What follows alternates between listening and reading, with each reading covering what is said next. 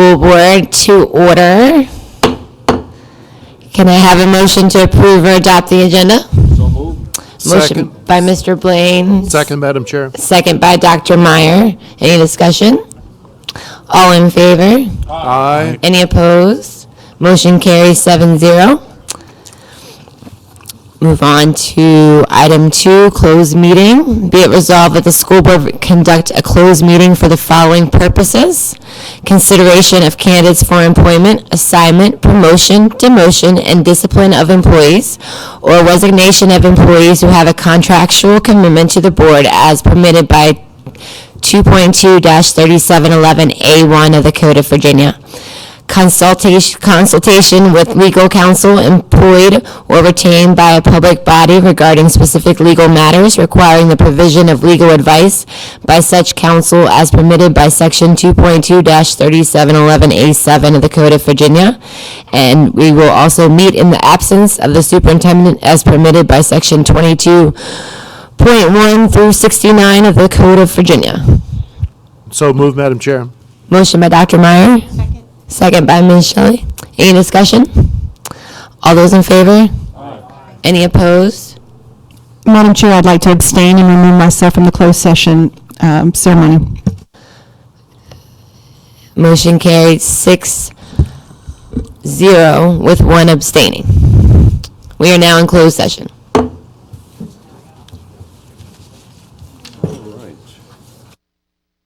County School Board has convened a closed meeting on this date pursuant to an affirmative recorded vote and in accordance with the provisions of the Freedom of Information Act. And whereas Section 2.2-3711 of the Code of Virginia requires a certification by this school board that such a closed meeting was conducted in conformity with Virginia law. Now, therefore, be it resolved that the Spotsylvania County School Board hereby certifies that, to the best of each member's knowledge, only public business matters lawfully exempt from open meeting requirements under this chapter, and only such public business matters as were identified in the motion by which the closed meeting was convened were heard, discussed, or considered in the meeting. So moved, Madam Chair. Motion by Dr. Meyer. Second. Second by Ms. Shelley. Any discussion? All those in favor? No, roll call vote, please. Oh, sorry. And roll call vote starting with Ms. Shelley. Shelley, aye. Meyer, aye. Blaylock, abstention. Braswell, aye. Twig abstain. Blaine, aye. Gramp, aye. Motion carries 5 with 2 abstentions. Dr. Martin. Motion from closed session is that the school board accepts the recommendation of the superintendent for personnel appointments, assignments, transfers, reclassifications, resignations, retirements, and requests for leave of absence for the 2017-18 school year as presented in closed meeting and permitted by Section 2.2-3711A1 of the Code of Virginia. So moved, Madam Chair. Motion by Dr. Myers, second by Mr. Blaine. Any discussion? All those in favor? Aye. Any opposed? Abstain. You abstain, too. Motion carries 5 with 2 abstentions. And we are now in recess.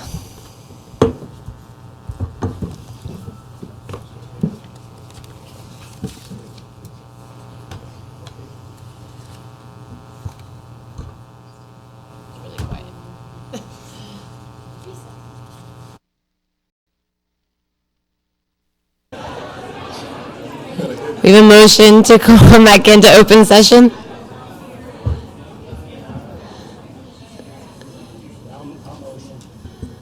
Motion by Mr. Twig to reconvene. Second. Second, Mr. Braswell. All in favor? Aye. Any opposed? Motion carries 7-0. I'd like to thank Deputy Laundere for joining us this evening, and I'm going to remind we have a lot of people here tonight to remind you to silence your cell phones, please. And Mr. Twig, can you lead us in the Pledge of Allegiance? Okay. Pledge allegiance to the flag of the United States of America and to the republic for which it stands, one nation under God, indivisible, with liberty and justice for all.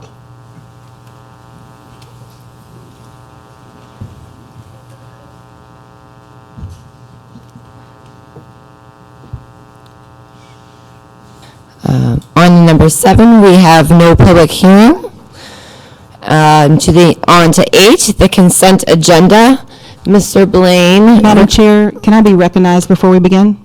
Yes, ma'am. Thank you. It is definitely with a bittersweet heart that I will be resigning effective immediately. I will leave the dais and come sit in the audience with you all after I make this speech. It's a very short one. I don't write speeches. I usually speak from the heart. And we had a farewell reception before the meeting, so if I look like I've been crying, I have a lot, because I love these people. And they've been wonderful to me, and I hope I've given them something back. It's been 10 years, and it's been a good 10 years. I will be speaking more on this, a little bit earlier resignation than I had attended at a different time, and that's fine. But for now, to the superintendent, the cabinet, the principals, the staff, the parents, students that are in the audience, my family that was here earlier who have supported me for 10 years. I have twins sitting in the back. When I ran for election the first time, they were not born. They're now going into the 4th grade and 10 years old. So their life has been nothing but mom being on the school board. And my older ones feel the same way. It has been my life for so long that I don't know if I'll ever get public education out of my system. I have a passion for it, and I'll continue to have a passion for it, and I'll continue to work in this county.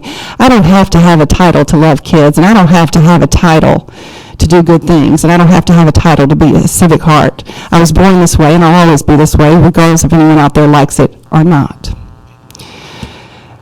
Mr. Braswell, you have no idea how much your spiritual guidance has, to this day, before you were a school board member, we were friends. And I leave, and you are still my friend. I said this at my reception. Mr. Braswell seen me at my lowest, my strongest, my weakest. At every point in my life, he's been there. Dr. Meyer, you and I have the same relationship. I can't even, I was expressing this earlier, I've worked with so many wonderful people that I've learned so much from, and every one of them I take something different. But I can assure you that I will still be pulling on all of you. But Dr. Meyer, thank you for your friendship and your leadership. Dawn, I said this earlier, she's like a sister to me, and she always will be. I thank you, and I appreciate everything you do for these kids of the county, and your commitment to doing the right thing. And Dr. Baker, to you, Dr. Martin, and the staff. Love you all. Mr. Twigg, thank you for your service. Mr. Blaine, one day you got to cut a pineapple for me. See, I don't know, but I heard Mr. Blaine has this cool way to do it. He used to live in Hawaii, so I want to see that one day. And Miss Grant, you remind me so much of me when I started. And I hope that's a compliment. I don't know if it is or not, but I look at you and I see so much of me. And I'm so proud to call you friend, and I just am so impressed with the leadership of this board. Something I would throw out as a school board member just to think about is, years ago, we used to have this thing where we didn't have, the chairman didn't have a term, and it went forever, and we didn't like that, so we stopped and we made it a year. Just to throw it out there, maybe we make it 2 years, because sometimes I notice, I saw this with Mr. Braswell, I'm seeing it with Ms. Grant, you're an old hat. You could have done it once or twice. And Ms. Shelley, you might want to look at that down the road, maybe give them 2 years as a term. It's just a thought. I won't be on the school board to have that vote, but I can't tell you how proud this county should be that you all are in charge of the checks and balances every day of our school division, and how proud they should be of the love you all have in your hearts for children. I say this all the time, and I'll say it again. Every decision you make from this dais, if it's about children and children are first, you always make the right decision. When I first got on the board, I was given advice. It's very simple, Amanda. If it's good for kids, then it's the right choice. With that, I leave the dais.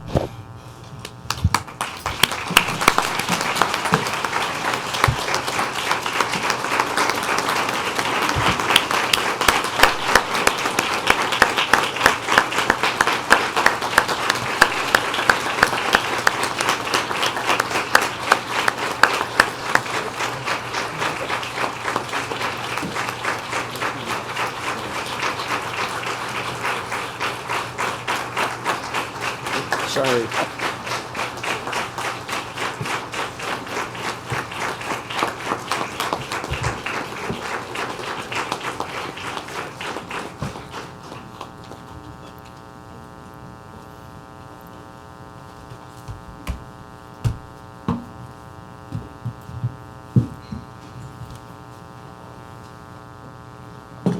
I have a motion to accept Ms. Blaylock's resignation. I make a motion that we accept Ms. Blaylock's resignation. And I'll Motion by second Mr. that. Braswell, second by Dr. Meyer. Any discussion? All in favor? Aye. Any opposed? Motion carries 6-0. On to item 8, the consent agenda. I think Mr. Blaine has a motion for us. Yes, I would like to move the approval of federal general grants to the action items. So Mr. Blaine would like to move item 8.03, approval of federal grant applications to action items. So moved. Is there a second? Second. Second by Mr. Braswell. Any discussion? All those in favor? Aye. Aye. Any opposed? Motion carries 6-0. Now, do we have a motion to approve 8.01, 8.02, and 8.04 as the new consent agenda? I make a motion that we accept 8.01, 02, and 04 for the consent agenda. Motion by Mr. Braswell, second by Mr. Blaine. Any discussion? All those in favor? Aye. Any opposed? Motion carries 6-0. Our informational items are listed. Refer to them for information. We have no instructional highlight this evening. Let's move on to recognitions and awards. Ms. Colbert, recognition of 2017 New Teachers of the Year, Mentor Teachers of the Year, and Division Teacher of the Year.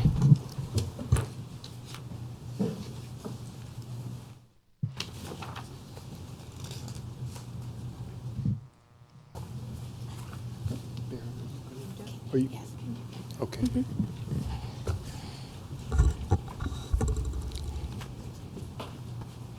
Good evening.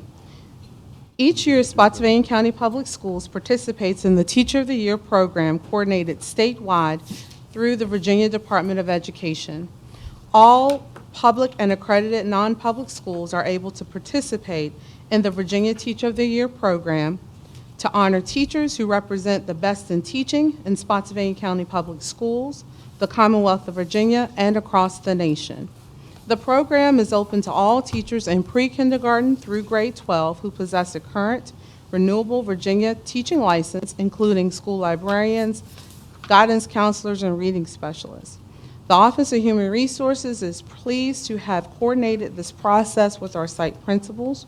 From this group of 31 nominees that were presented at the Sage Banquet, the 2017 Division Teacher of the Year was chosen from a committee of former winners and other division leaders and was recently announced at the celebration for our Teachers of the Year. At this time, I would like to introduce the Mentor Teachers of the Year, and if you all could join me in recognizing Michael Hurley, Special Education Teacher from Livingston Elementary.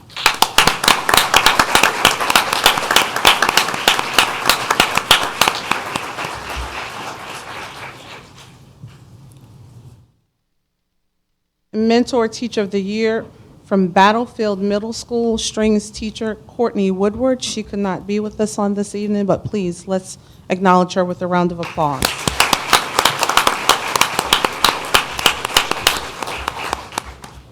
High School Mentor Teacher of the Year, Kathy LaRocca. She's a social studies teacher at Spotsylvania High School.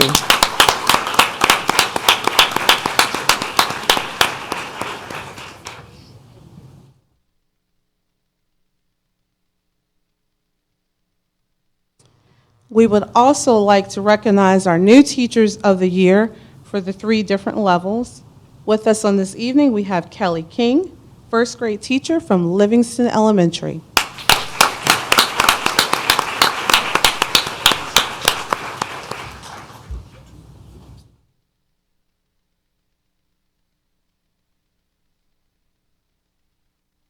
Middle school teacher, new teacher of the year, Kimberly Vizzi, is a chorus teacher from Battlefield Middle School, and she was not able to join us on this evening, but let's please recognize her with a round of applause.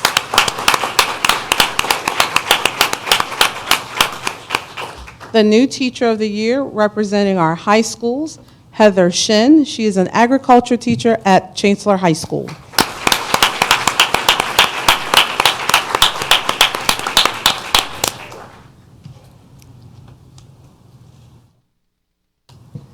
And last but certainly not least, we would like to recognize our distinguished 2017 Spotsylvania County Public Schools Division Teacher of the Year, Melanie Russ. She's a third grade teacher from Cedar Forest Elementary.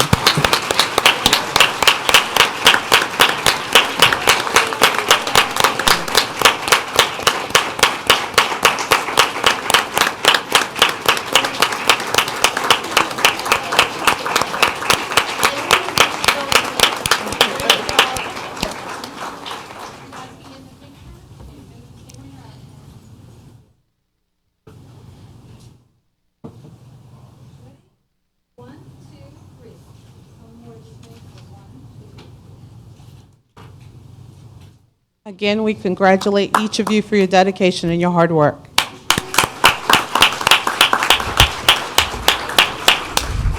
Thank you. Can we move on to 11.02, Outstanding Gifted Teacher of the Year, Region 3, Ms. Flenard. Good evening, and thank you. At this time, we would like Ms. Laura Bouchard to come forward. We are pleased to share that Ms. Bouchard has been selected as the Virginia Association for the Gifted 2017 Outstanding Teacher of the Gifted for Region 3. She will be recognized at the Virginia Association for the Gifted Conference in October.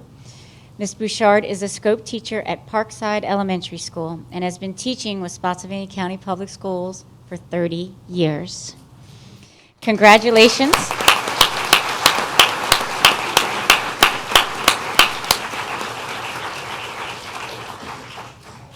Thank you.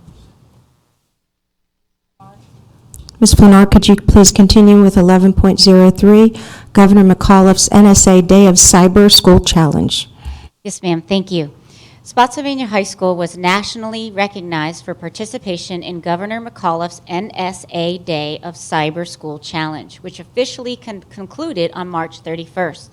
Spotsylvania High School was one of only 7 schools in the Commonwealth that had a third or more students take part in this cutting-edge challenge. Overall, Virginia had more students participate than any other state in the nation.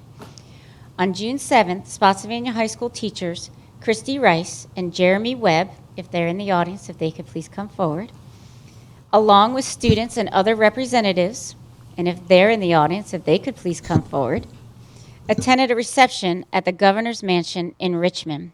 They were presented an award, including a cash prize. Congratulations to all the students and staff who participated in the challenge and enabled the school to receive this accomplishment. And Dr. Mandy Hester is principal of Spotsylvania High School.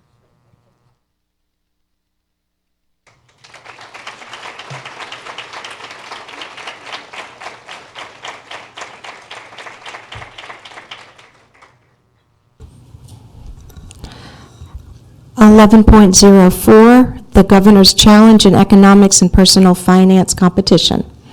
Thank you. Riverbend High School students and teachers who competed in the Governor's Challenge, please come forward at this time to be recognized. We are proud to share that this year, Riverbend High School had 6 teams qualified to participate in the Governor's Challenge in Economic and Personal Finance, a rigorous statewide competition that was held on Wednesday, April 26th at Virginia Commonwealth University in Richmond. The teams from Riverbend High School tested their knowledge of economic concepts and applied their skills in personal finance at a day-long competition. They earned an invitation to the championship round following an online competition conducted by the Virginia Council on Economic Education in association with the Office of the Governor, Terry McAuliffe. 2 of the 6 teams finished as Region 3 winners.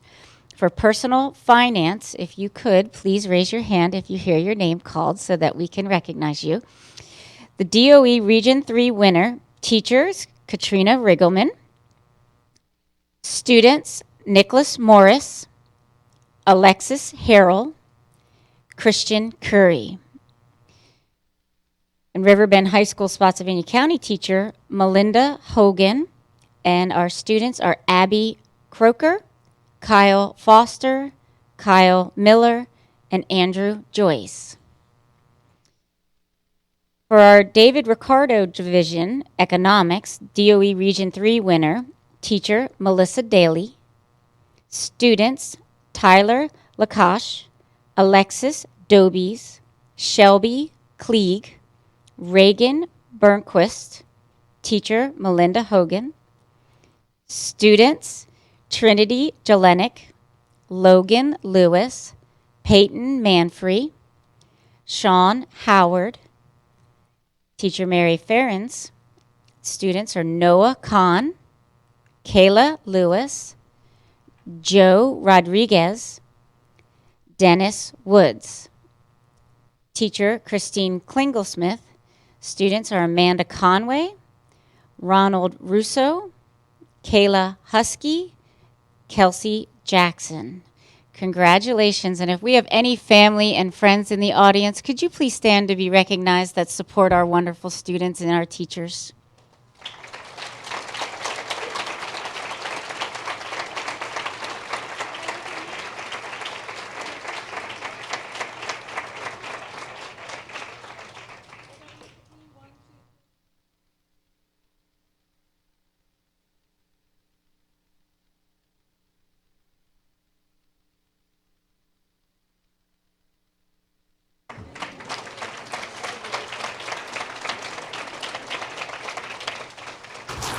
Dr. Wright, I don't even think you paid them for that shout out for Go Bears.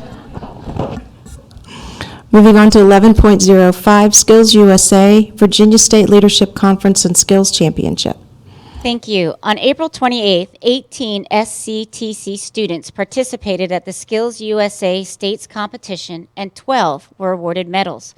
Of those students, those who received a gold medal have qualified for Skills USA National Championship in Louisville, Kentucky.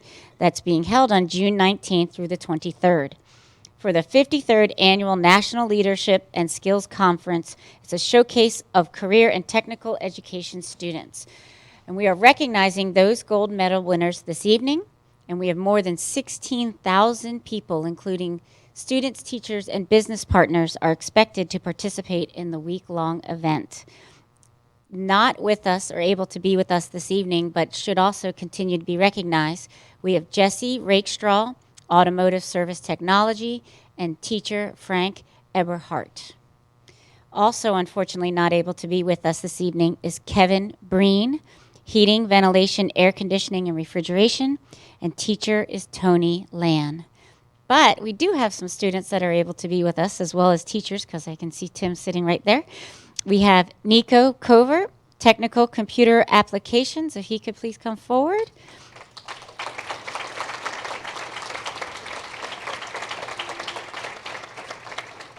With his teacher, Stephen Tate. Didn't see Stephen. Okay. We also have Zachary Kramer and Christopher Getty, Urban Search and Rescue Robotics, and teacher is Tim McLeod.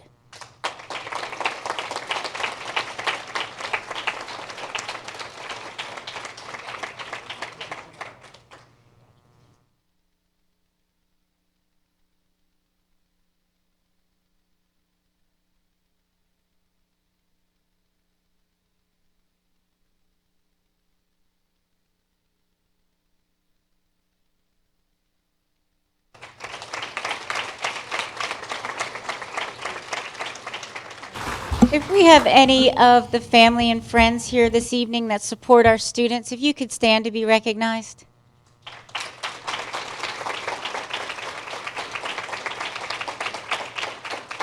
And good luck at Nationals. 11.06, Cleanup, Cash-In Recognitions.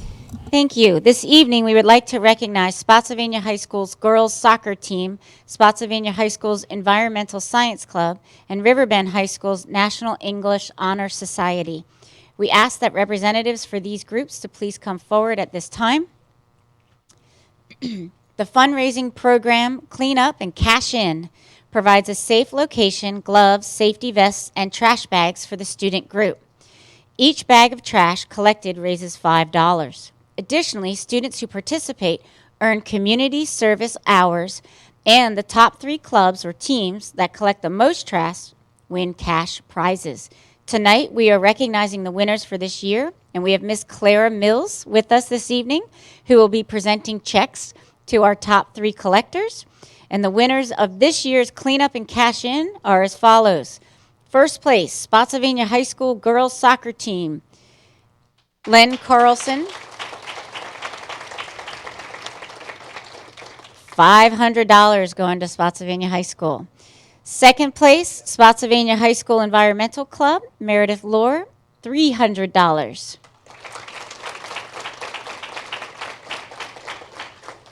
And third place to Riverbend High School National English Honor Society, Julia Olson, $200.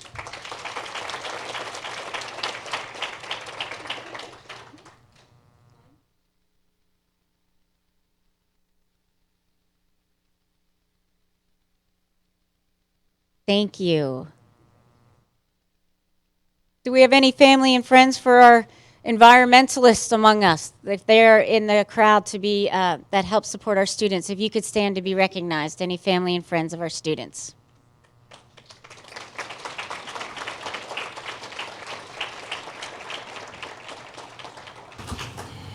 Moving to 11.07, VHSL Film Festival winners. High school filmmakers across the Commonwealth submitted 99 films from 38 schools to the VHSL Film Festival, and 38 have been designated official selections. These selections were honored with a screening at the festival, which was held at Virginia Commonwealth University June 2nd and 3rd. Chancellor High School had 2 films make it to the official selections this year. The selections winners were the narrative film Last Day, which was written, directed, and edited by Isaiah Cabino. He also starred in the movie with Sophia Alvarez, and the crew member is Cassidy Jones. If those students are with us this evening, if you could please come forward.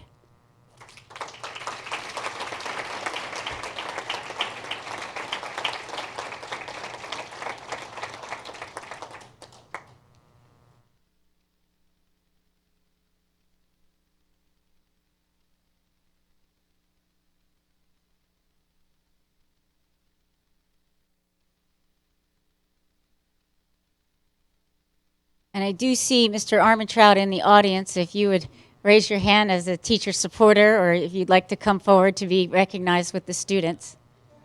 He's going with the hand raise.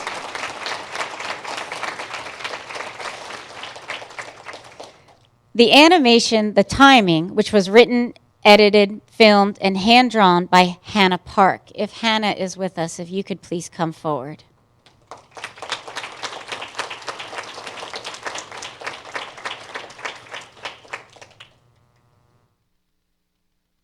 These students are the top 8 in the state in their category.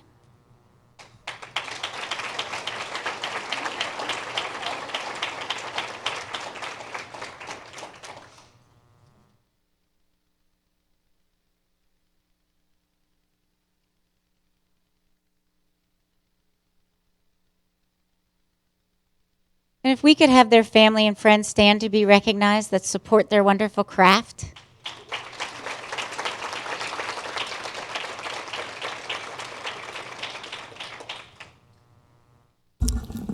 And Ms. Flinard, 11.08, DECA International Career Development Conference. Thank you. In May, Massaponax and Riverbend DECA chapter students participated in marketing-related events at the DECA International Career Development Conference. Congratulations to Riverbend High School students Kennedy Horn and Elizabeth Mueller, who were ranked number 5 in the world in the school-based enterprise retail category. We would like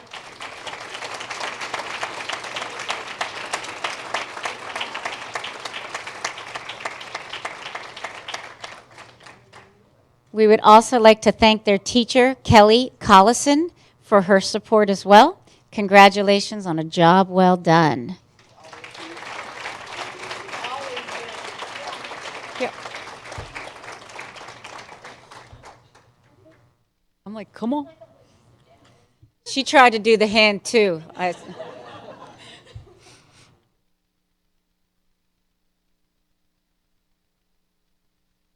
And if our students have any family in the audience, if you could stand to be recognized, please.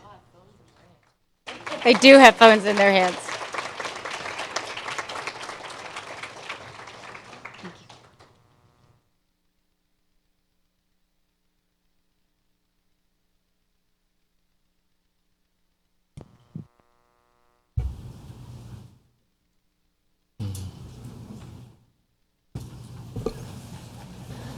That brings us to item 12, public comments. Dr. Martin. Good evening, ladies and gentlemen. The public comment segment of our board meetings is a time to receive recommendations, suggestions, concerns, and comments from the general public. Each speaker is allotted 5 minutes, and we ask that they clearly state their name, address, and/or voting district for the board. A speaker may request additional time from the board should one's 5-minute allotment expire. We ask that you keep your comments focused on the issues and that all speakers maintain a level of decorum and mutual respect for one another. Our first speaker is Mike Smith.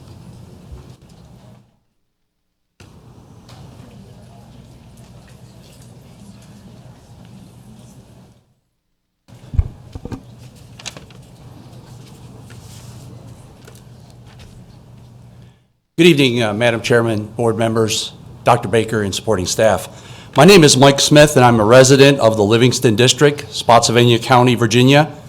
My school board member is Kirk Twig. I'm also a member of the Fredericksburg, Virginia Patriots, and will be speaking on their behalf. On 15 May, Amanda Blaylock filed a declaration of candidacy as a candidate for the office of delegate in the 88th District in the election to be held on November 7th, 2017. She listed her resident address as 11917 Saw Hill Boulevard, Spotsylvania, the same as Jack Allen Blaylock, which is also located in the Chancellor District and not the Lee Hill District of Spotsylvania County.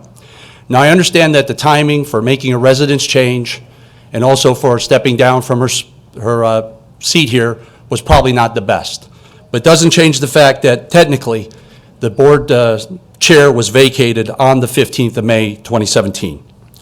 According to the Spotsylvania County School Policy Manual titled Qualifications and Terms of Board Members, last revised April 25th, 2016, it states, if a board member ceases to be a resident of the school division which he or she represents, the position on the school board shall be deemed vacant.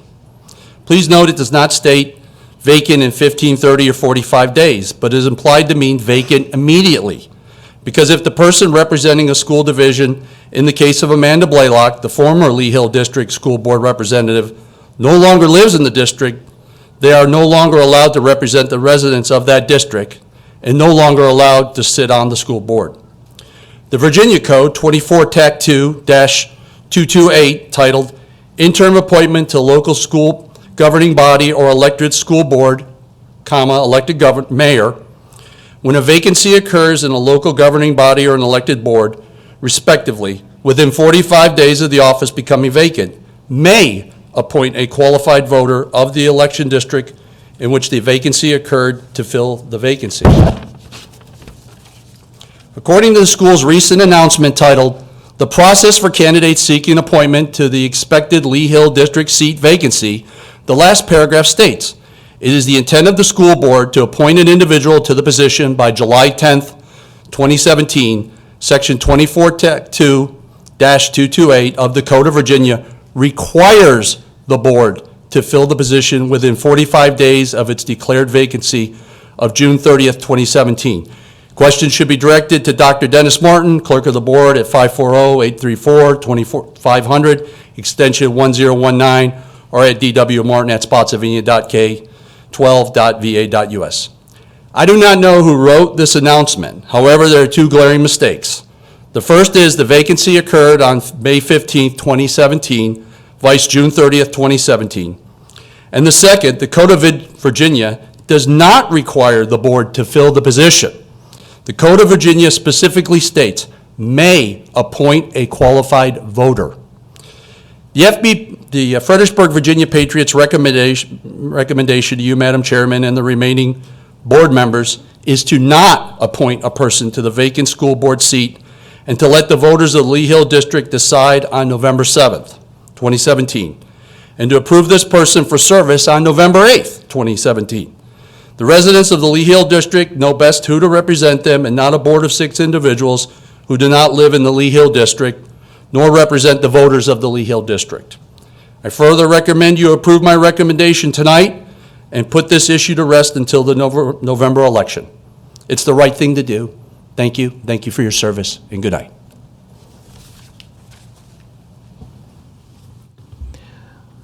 Wendy Carver.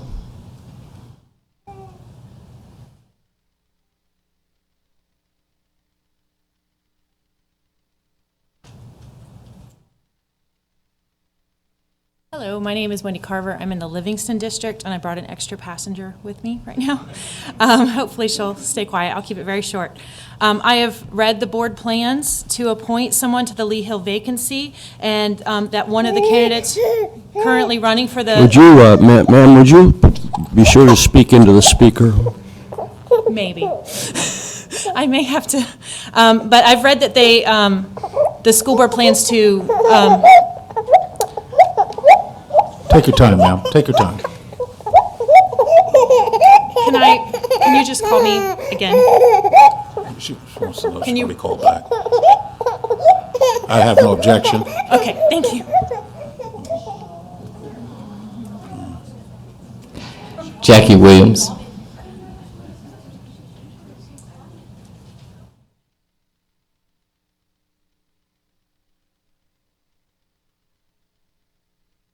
Good evening, Board. I'm Jackie Williams, and I reside in the Berkeley District. Once again, I am here before the Board to object to a negative atmosphere being created by false statements, this time from board members who were elected to serve all citizens. A recent posting by a school board member on Fredericksburg Wall of Shame Facebook page that is not open to the public but has 15,000 subscribers is an example of the negative and harmful statements that poison the atmosphere. School board members should be held to a high standard. Making false accusations are not appreciated by citizens. This time my name was used in this Facebook statement suggesting a false link to inappropriate actions. The politics of an election is not a valid excuse for ignoring ethical conduct. We are all humans and we make mistakes. When you attack the mistakes of the past, that behavior is unbecoming, to say the least. Please know your facts before you throw names around on social media. Thank you.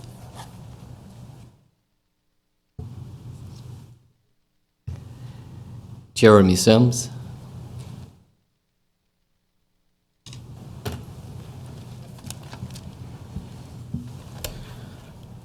Good evening.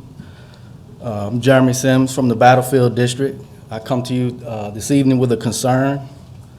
My wife, Chantel Sims, works in the Human Resource Department for the past 8 years. Wednesday, June 7th, she was given a letter stating that the board approved her contract not to be renewed due to a restructure of the HR department, and her position as HR specialist will be eliminated for FY 2018. However, an article in the Freelance Star on May 1st says that no one will be losing their jobs, but an employee in good standing and high recommendations from her colleagues and employees that she support will be losing her job with very little notice. Thank you.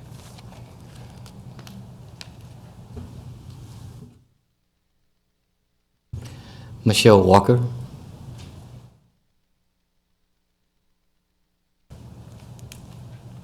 Good evening, Board. My name is Michelle Walker. I'm from the Lee Hill District. I come to you with a concern this evening based on the treatment of the school board employees.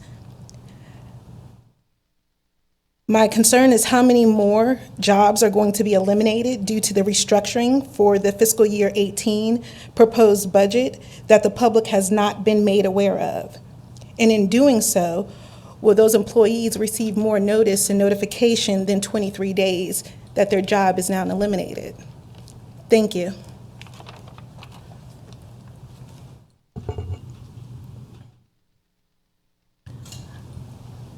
Ms. Wendy Carver, recalling you.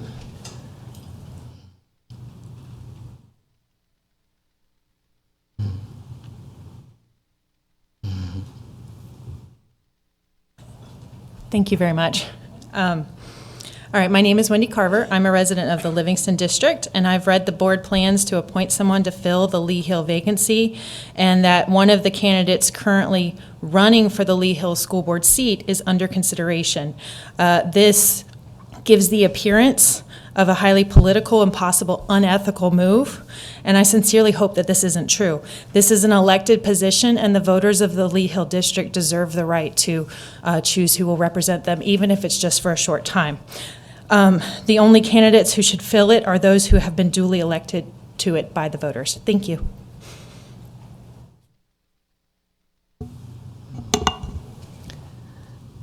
Amanda Baylock.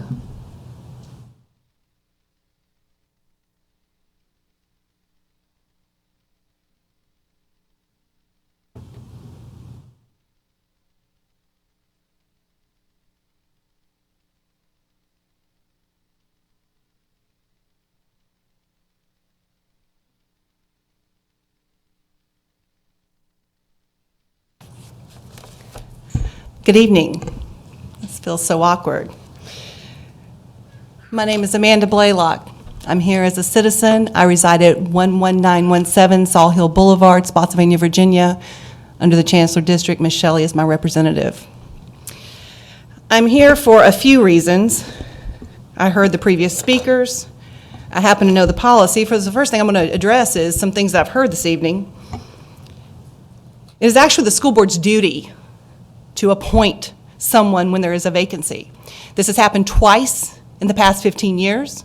I'm very familiar with it. It's actually not doing your job effectively if you do not follow the law. If you do not follow the law, the circuit court will appoint one for you. So to follow code and do your due diligence, I strongly suggest you move forward with your appointment process, as you are doing already, which is completely in compliance and legal.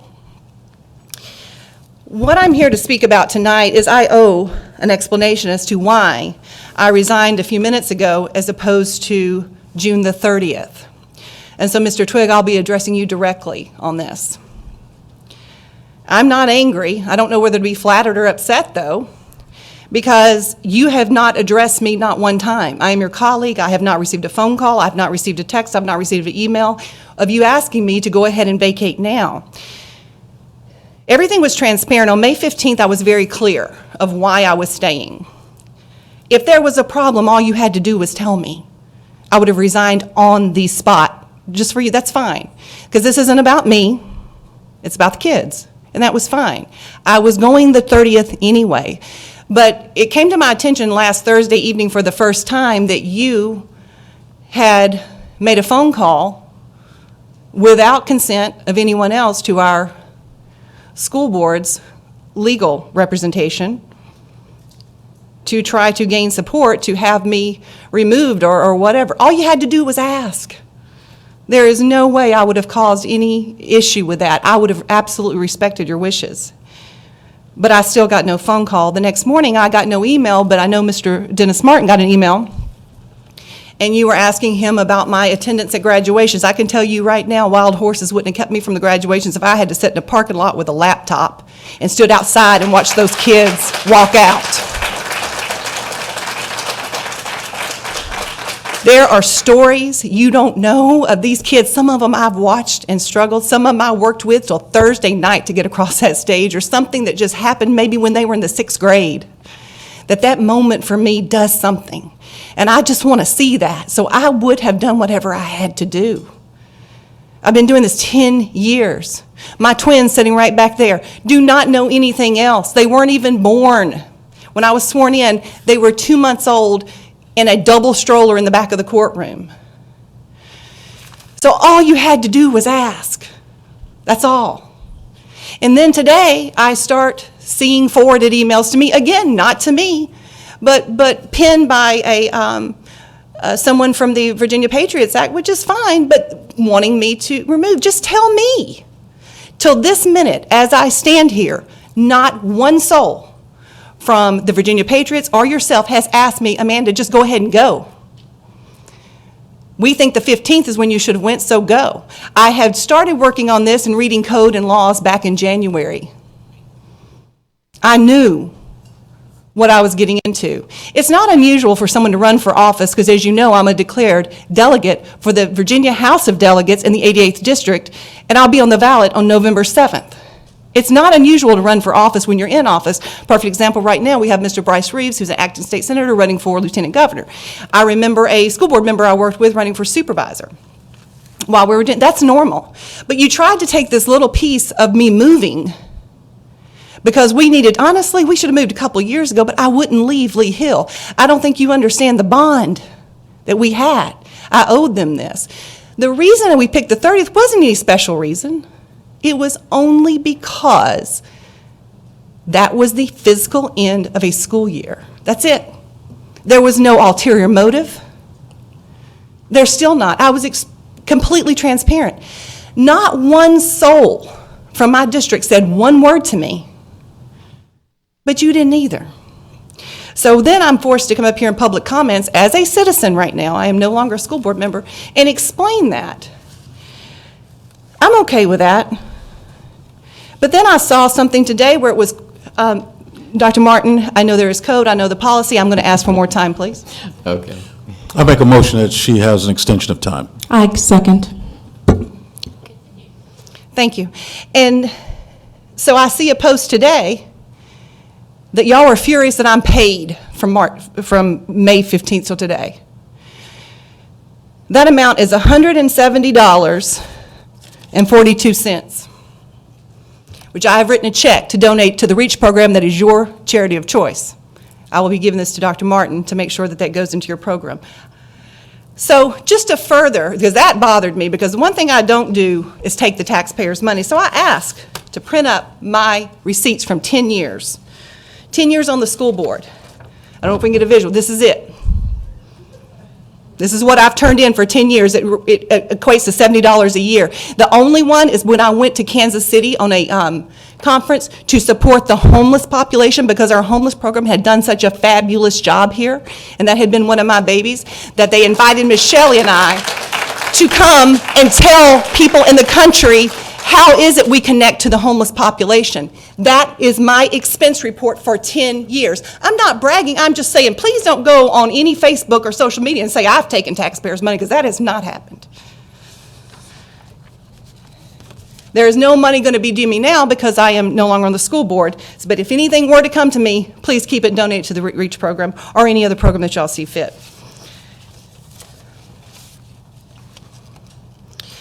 The school board member makes $1,000 a month.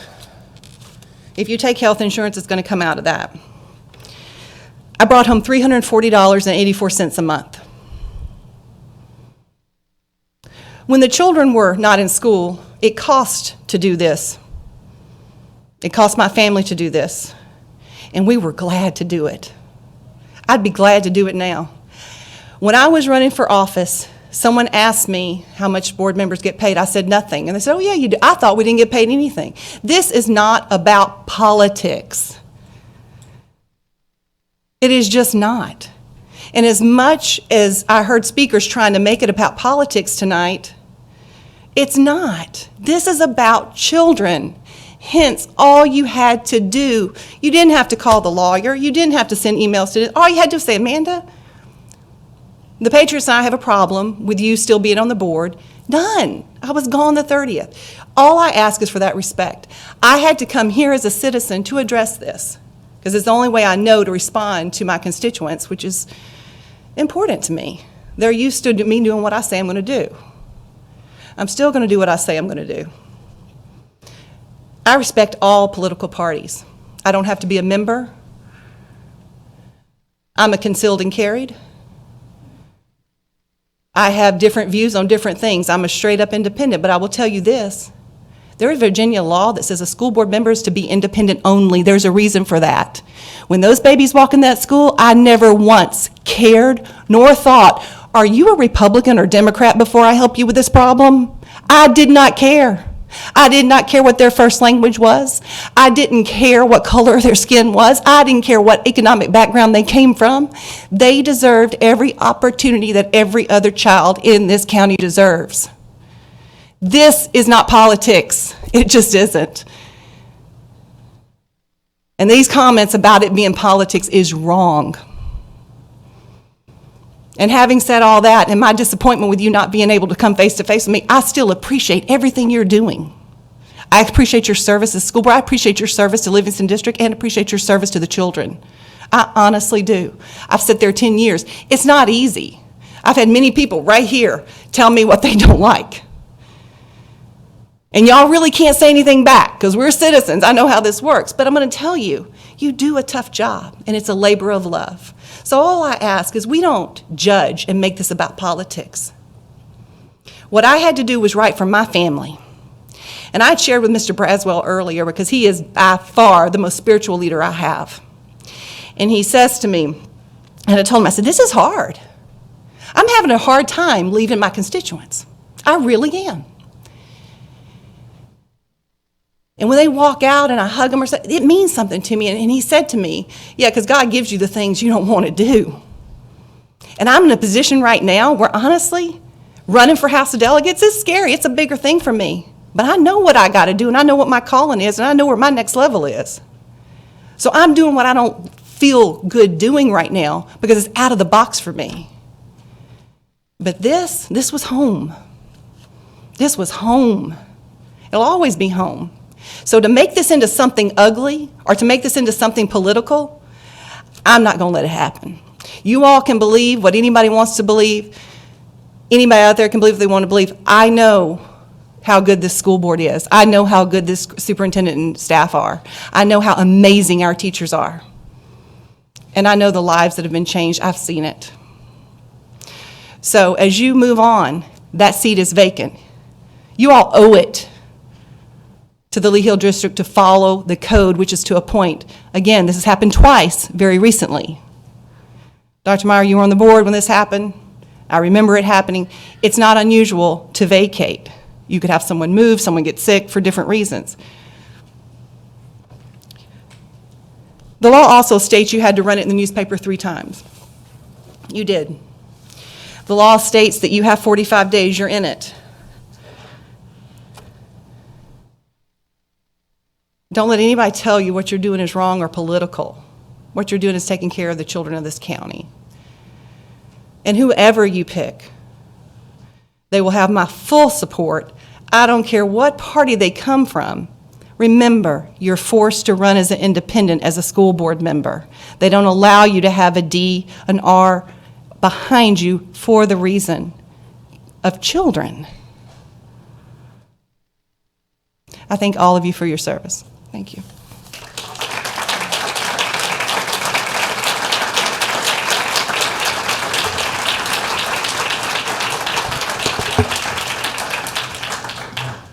Madam Chair, that's all of the speakers. Is there anybody in the audience who also wishes to address the board? And join us. We have some more behind you. My name is Dawn Napper, and I am a Lees Hill resident. And I would like to thank Mrs. Blaylock for her service. My children were devastated to learn that she was stepping down, and they truly love her. But on top of that, I would also like to object to people from other districts coming up here and saying that we don't deserve to be represented on this board until November. That is just wrong. You don't live in our district. Our district deserves somebody to represent us.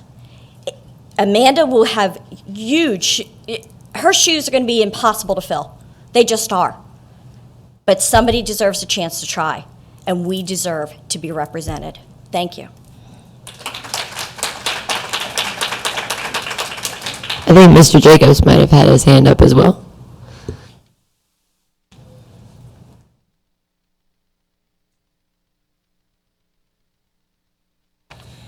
My name is Alan Jacobs, and for a little less than 3 weeks, I'm going to continue to be the principal of Freedom Middle School. And after that, I have some other plans, but I did want to take the opportunity to address the board before I did that.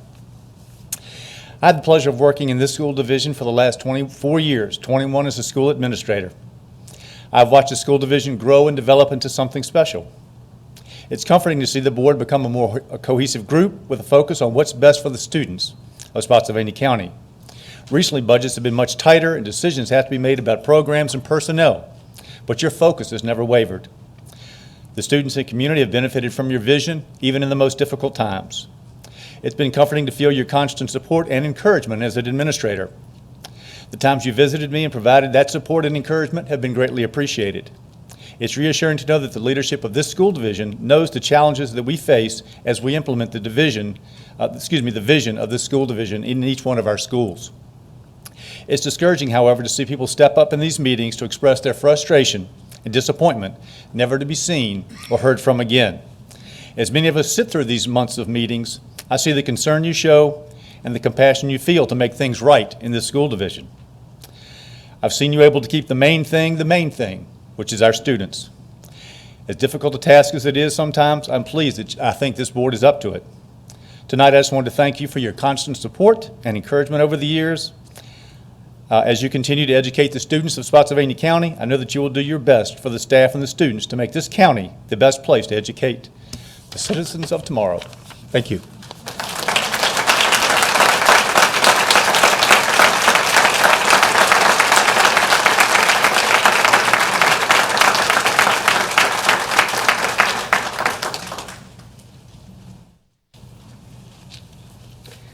Good afternoon, ladies and gentlemen. My name is April Gillespie.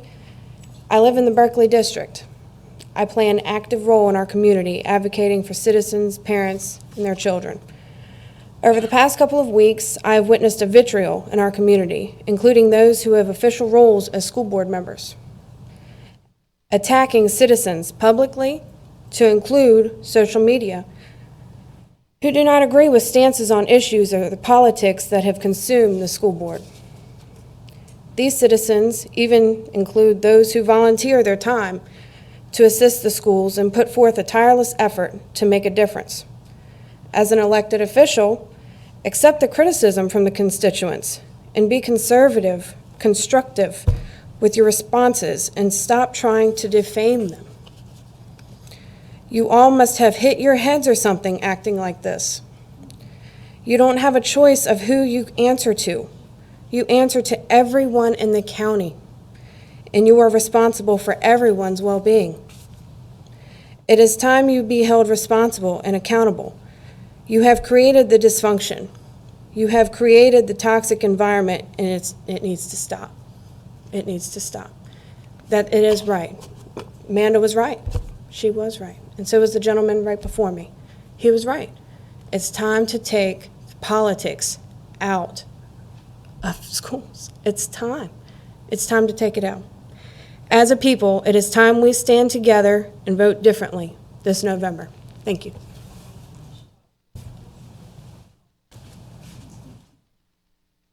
I see a hand in the back, but I don't see a face that goes along with it, but you may come up.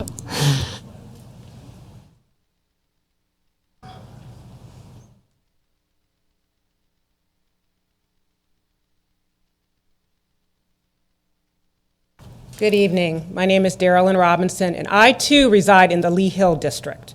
And I want to speak for many people that I have spoken to who live in the Lee Hill District. We want a representative. All this nonsense, first let me say something to Mr. Twigg. I've never met you. I've met everybody else on this board.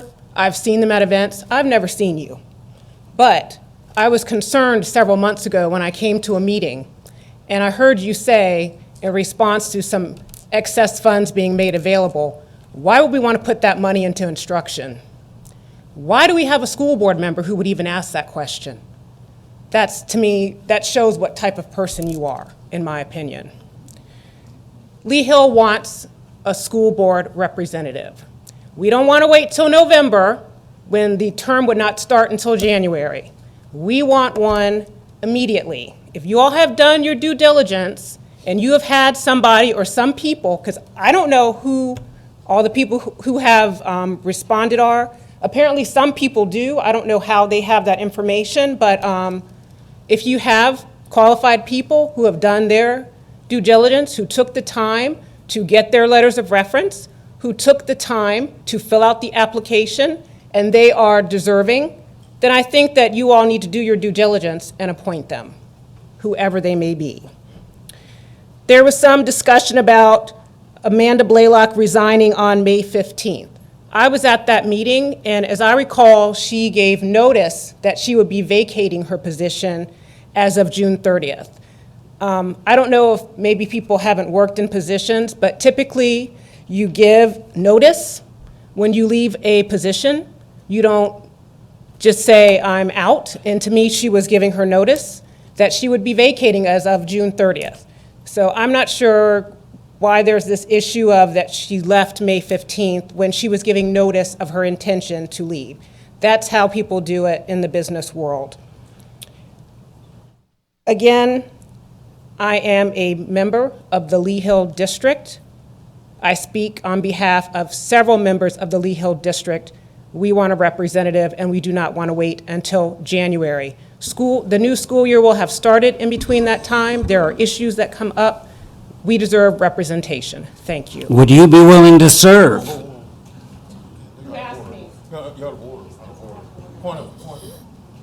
Walk away with that question. Point of order.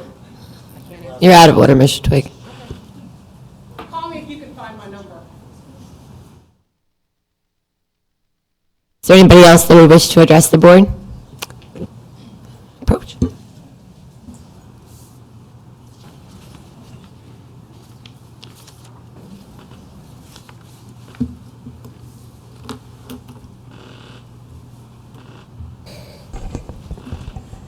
Good evening, board members. My name is Peter Fotenhauer. I live in the Battlefield District, and I want the Lee Hill District represented on our school board as soon as possible. We have 7 members for a reason. Washington has recently given us a year of evidence of what happens when an institution that serves the public works at less than full capacity.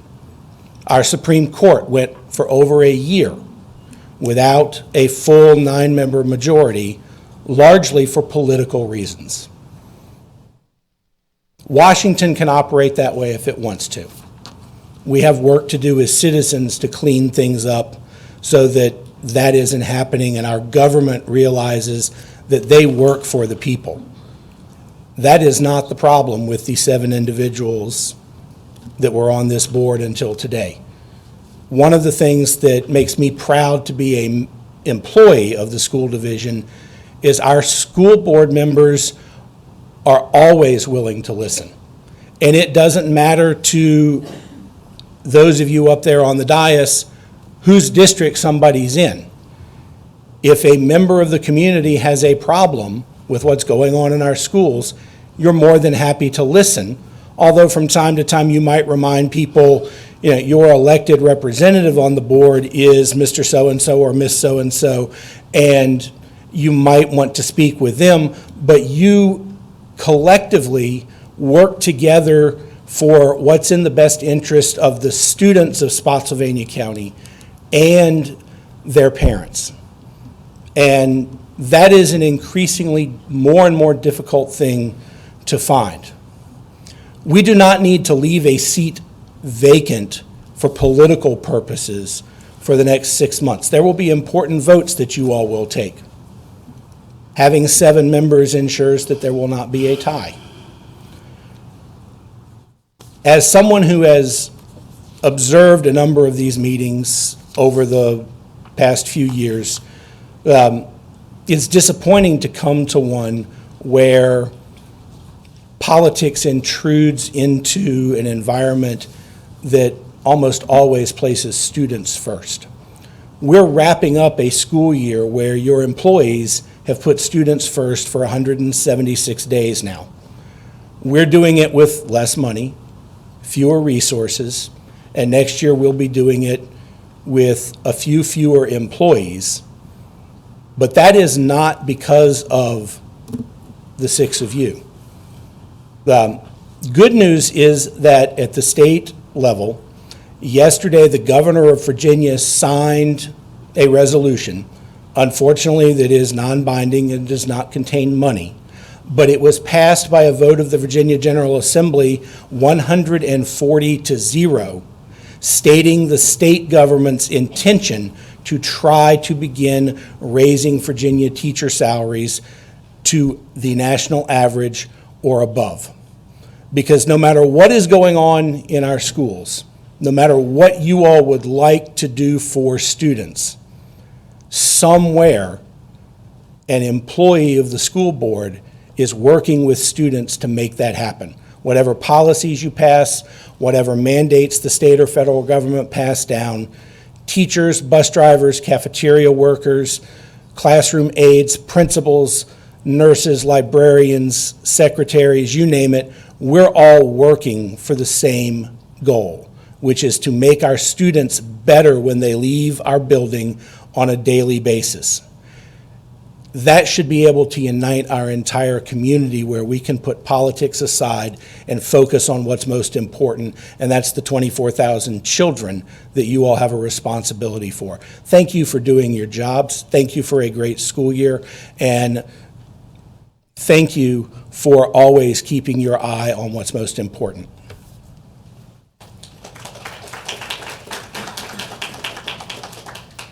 Anybody else? Yes, ma'am.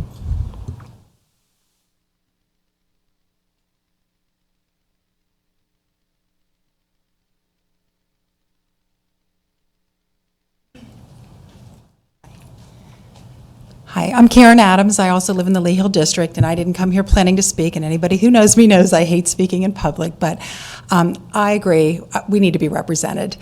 You are not an at-large school board, unfortunately, so it becomes very territorial, and everybody has their school board rep and who they call. Amanda has been fabulous. I've known her for 12 years. The best school board member ever, no offense to anybody sitting up there, but we need a school board representative, and I'm not sure what the reason is why not. I haven't heard any argument other than politics as to why we shouldn't be represented. You advertised it, people applied for it, now pick somebody for us, and then we'll decide in November who we want.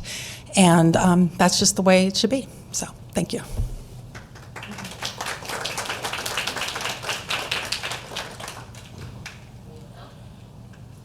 Anybody else?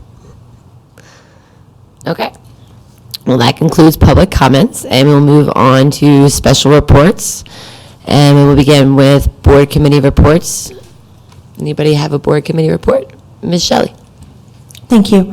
I just wanted to mention that the Northern Virginia Special Education Council did not, we were supposed to meet on June 1st, but we did not meet because they're waiting for, the director is waiting for some more information from the VDOE about the regional programs and what they want to do with the regional programs throughout the state.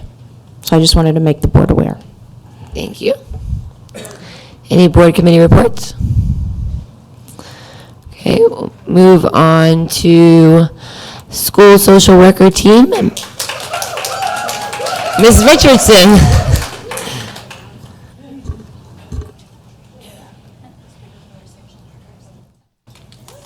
Good evening, Madam Chair, members of the board, Dr. Baker and Dr. Martin. I do have the distinct honor of introducing our school social work team. So before that, if they could all please stand. Thank you, ladies, for your service.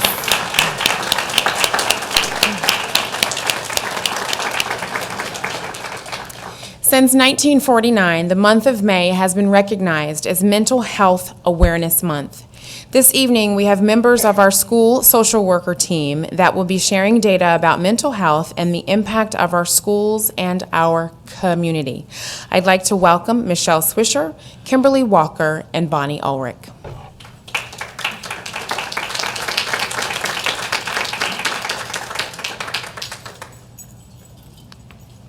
Thank you. Good evening. Before I let them speak, I'm going to take a couple of seconds. I'm Lisa Dolan. I'm the lead school social worker. And this is actually kind of an opportunity for me to acknowledge the talent and skills of the team that I work with every day and have an opportunity to lead. So Tedra's already said hello and we've clapped and applauded, but I just wanted to take that opportunity myself to express the appreciation I have for our team. I am going to get us started just a little bit today. So last month was Mental Health Awareness Month, and the Voices for Children program is an advocacy program, and it's an advocacy initiative for children's mental health. And what they have found is, across the nation, about 1 in every 5 children experience some kind of mental health concern.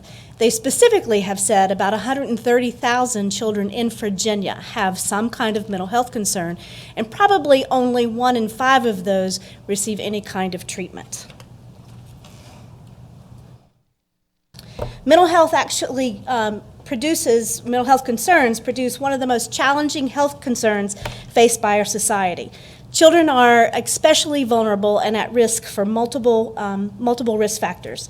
The Adverse Childhood Experiences study, which we shortened to call the ACEs study, was a research study that was conducted by Kaiser Permanente and the Centers for Disease Control and Prevention. The participants were recruited. They were typical middle-class American citizens. They were recruited between the years of 95 and 97 and have been in long-term follow-up since that time for their health outcomes. What they found is that ACEs, Adverse Childhood Experiences, are extremely common. Out of the 17,000 individuals who participated in this study, 2/3 of them had at least one ACE. What they've also found, and they're going to give you some details about this, is as your ACE score increases, so do the negative outcomes. The other piece of this is to be resilient and to have that positive forward look. The research says that even though the ACEs have this kind of dose-response relationship to the more you have, the worse the outcomes are, what they're also saying is that the safe, stable, nurturing relationships help heal. They're healing, they're preventative, and they are essential to the success of our children and families. I'm going to hand you all the actual ACE questionnaire so that you can have it to take a look at as we finish the presentation. So just take a minute, take a look at it, and consider it as our social work team continues to educate you on this topic. Okay, as you're having the opportunity to take a look at the ACEs survey and then looking at your own score, keep that in mind. We'll discuss the significance of that score in a minute. But first, let's look at some national prevalence statistics. 71% of children are exposed to violence each year. 94% of children in the juvenile justice system have experienced some kind of trauma. 1 in 4 girls and 1 in 6 boys are sexually abused before adulthood. As for Virginia statistics, in Northern Virginia, 20% of children live in low-income families, and 11% of births are to mothers with less than a 12th grade education. 10% of children in Spotsylvania County are living in poverty. And it says on our slide that 92 children are in foster care or receiving independent living services, and that number is actually increased as of this date to 115. Last year, 583 students were identified as McKinney-Vento in Spotsylvania County. Currently, we have 578. In Spotsylvania County, our students with free and reduced lunch comprise 36% of our population. Lisa introduced us to a general term for ACEs. Let's look at them more specifically. ACEs are growing up in a household with recurrent physical abuse, emotional abuse, sexual abuse, emotional or physical neglect. They're living with an alcohol or drug abuser, an incarcerated household member, someone who's chronically depressed, suicidal, who's been institutionalized or who is mentally ill, someone whose mother is being treated violently, who has 1 or maybe no parents. As Lisa said, the 1997 ACEs study, it showed that the more adverse childhood experiences a child encounters growing up, the greater likelihood they will have physical, social, and mental health issues as an adult. Think of it like your cholesterol score for childhood trauma.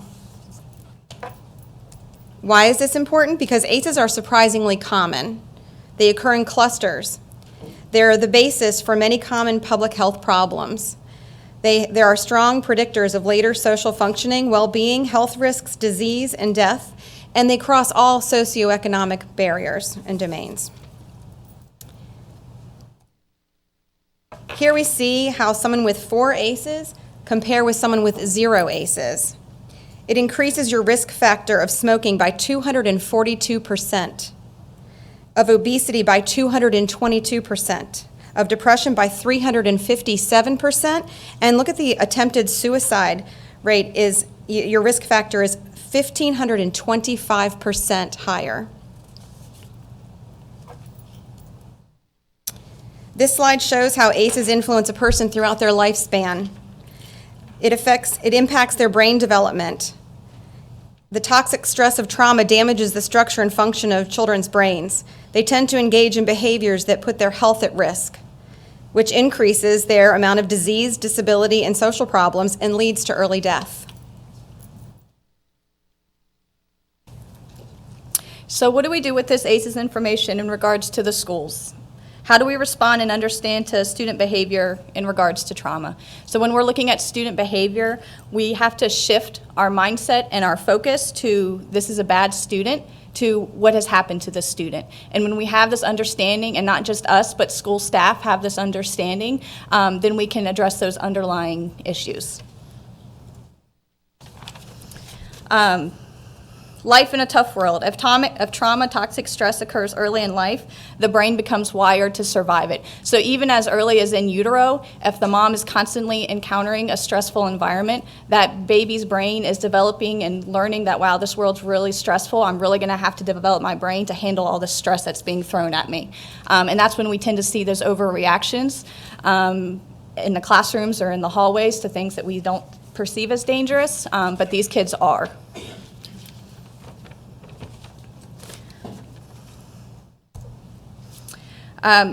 Stress in the brain. So excessive and repeated stress such as neglect, violence, chaos, unpredictability, hostility, rejection.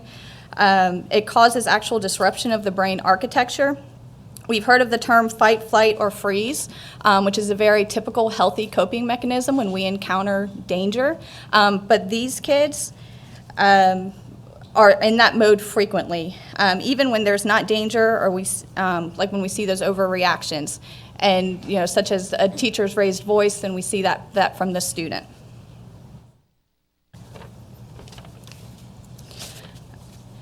This image shows on the left a healthy developing brain with the temporal lobes fully developed, and you can see that they're circled. On the right is a chronically abused brain from a child that had grown up in an orphanage, and you can see that the temporal lobes are not developed. And that's important because those control the emotions and receive input from our senses.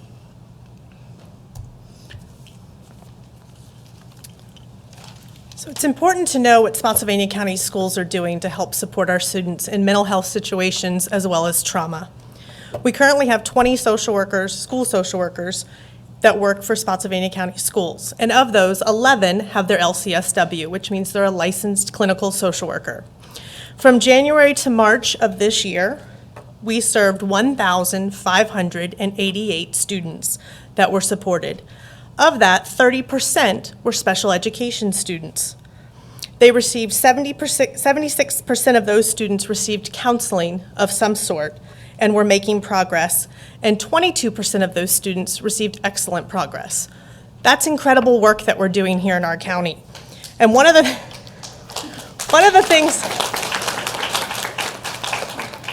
a few of the highlights that our team is doing to support our students with mental health and with trauma is the school social work team has become TFCBT trained, and we're all getting ready to sit for an exam that will give us that training to add to our resumes.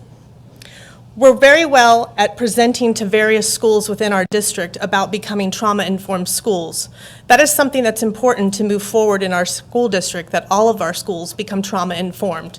We need to get away from what is wrong with this child to what has happened to this child. We also have done joint trainings with DSS, and we've held a poverty symposium here at our school board office.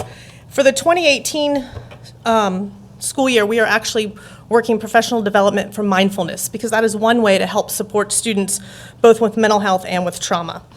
The main thing that we do as school social workers is to support our staff, administrators, and teachers with ways to help support their students.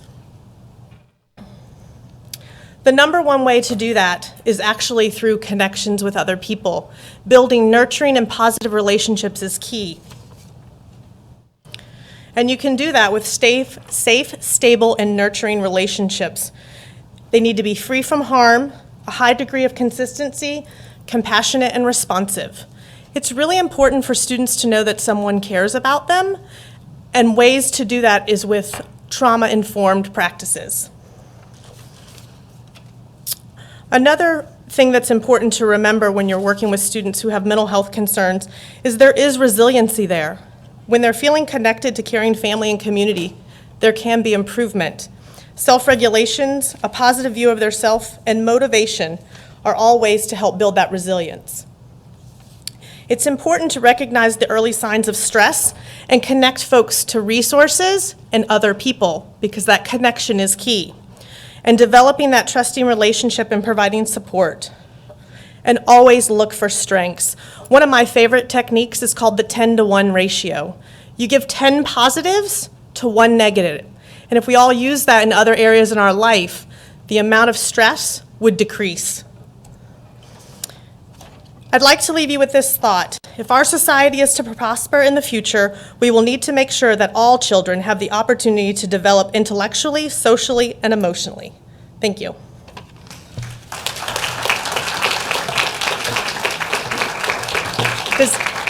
Does anyone have any questions for us? I have. Mr. Blaine. As you look at this job that you've described so well, and you started off with, what, 3,500 children who are living in poverty, something like that, 10%. How do we reach that group especially in terms of resolving some of the stresses and problems that they encounter? What do you need to accomplish that contact, I guess? Well, I think it goes to everybody that's in a building with students. It's required of them. Everybody from your custodial staff to your administrators to your secretaries to your teachers to your school psychologists to your school social workers. Everybody needs to make that student the most important person. And you help find what do they need. Ask people, what can I do to help you? And then you help figure out ways to get those. School social workers are very resourceful people. We will help them in any way we can. Mr. Braswell. Thank you. I don't have a question. I'm just going to make a comment. I really appreciated one of your very first slides where you indicated that the ability to help solve problems in the short term is going to prevent long-term issues, and it's so true. So I first want to just commend not only you all for your excellent briefing, but all those in teal shirts behind you for being a great lifeline for our children in this community. And if I could offer this analogy of a lifeline, without you doing the work that you do so diligently and with passion, we'd have a lot of children lost at sea. And we thank you from the bottom of our hearts that you are passionate about the work that you were blessed to do. And so we thank you. And I didn't have a question. I just wanted to share that. Thank you. Thank you. Thank you. Dr. Meyer. I just want to say thanks for sharing the ACE score. It's a very interesting sheet when you take a look at all the different factors that can influence a child, you know, as a child is growing up to be a young adult. And we don't know where they're all coming from, but all these factors are there. And, you know, as educators, you're trying to figure out, okay, where is this child coming from? Thanks for sharing and highlighting that for us. Ms. Shelley. I want to say thank you for this presentation, where the slide behavior is predictable. Being able to look at the good and the bad, but there might be a reason for that, and that's huge. Just because the student is not acting correctly does not necessarily mean they're a bad child. So I really like that, and I also like that you pointed out relationships. Relationships are huge, and I'm really happy that you pointed that out. Thank you so much. I just wanted to point out that you guys are seeing like 58-to-1 ratio in like 30 different, almost 30 locations with only 20 of you. So that's rather impressive that you're able to do that in only 24 hours in a day. Like, that's just very amazing, because I assume that more children that we realize actually need your services, and We always need more school social workers too, just so you know. of course, I was getting to that point. Gonna say, But, I mean, it definitely is amazing that you're able to accomplish what you're accomplishing now with what we're giving you, and I'm sure that there's even more children, and the need will continue to go up, sadly. After the questionnaire you gave us, I mean, it's all too common, I think. And I hope that we can keep looking forward ways to give you some more help. Thank you. Thank you.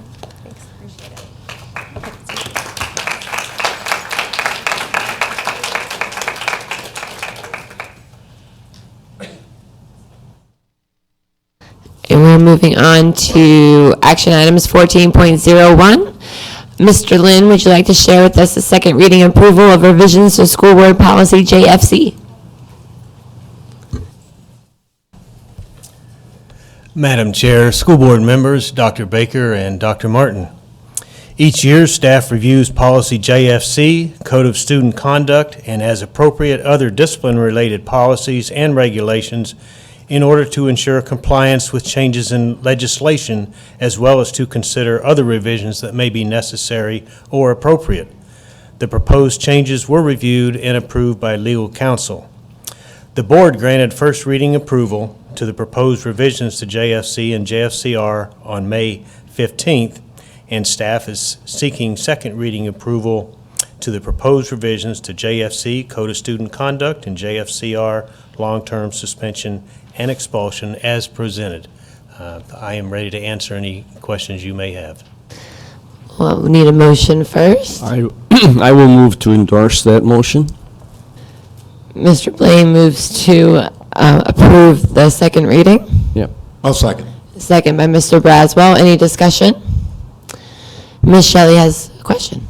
I have a comment, and I just wanted to say thank you for adding in the restorative justice piece into the code of conduct.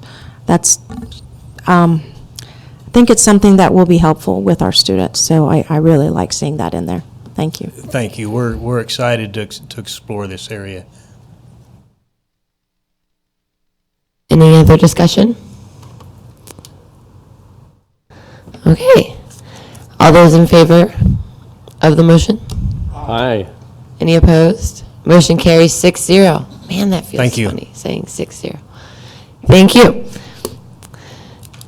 And on to 14.02. Ms. Gaines and Ms. Richardson tag teaming this one, it seems. Budget amendment number 10.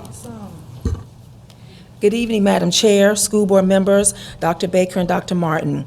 Staff is before you this evening to request a budget categorical change in the amount of $140,000. This transfer will pay for occupational therapists, dance therapy, and school psychologists. Staff is requesting that you approve the change as presented. I will make that motion. And I'll Motion by second the motion. Ms. Shelley to approve the recommended action of, the categorical budget transfer. And second by Dr. Meyer. Any discussion? Okay, all those in favor? Aye. Any opposed? Motion carries 6-0. Thank you. All right, Mr. Zakari, would you like to join us for 14.03, approval of resolution for Virginia Public School Authority, technology expenditure reimbursements?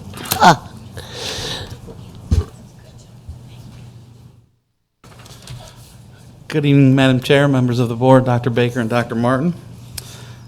Each year, the Virginia Public School Authority conducts the sale of bond notes to fund the purchase of technology equipment.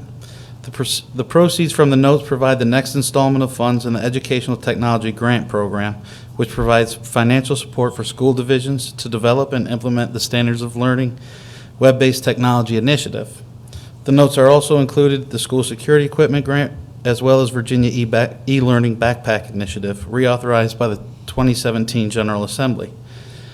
The goal of the Education Technology Grant Program is to improve the instructional, remedial, and testing capabilities of the SOL in school divisions and to increase the number of schools achieving full accreditation.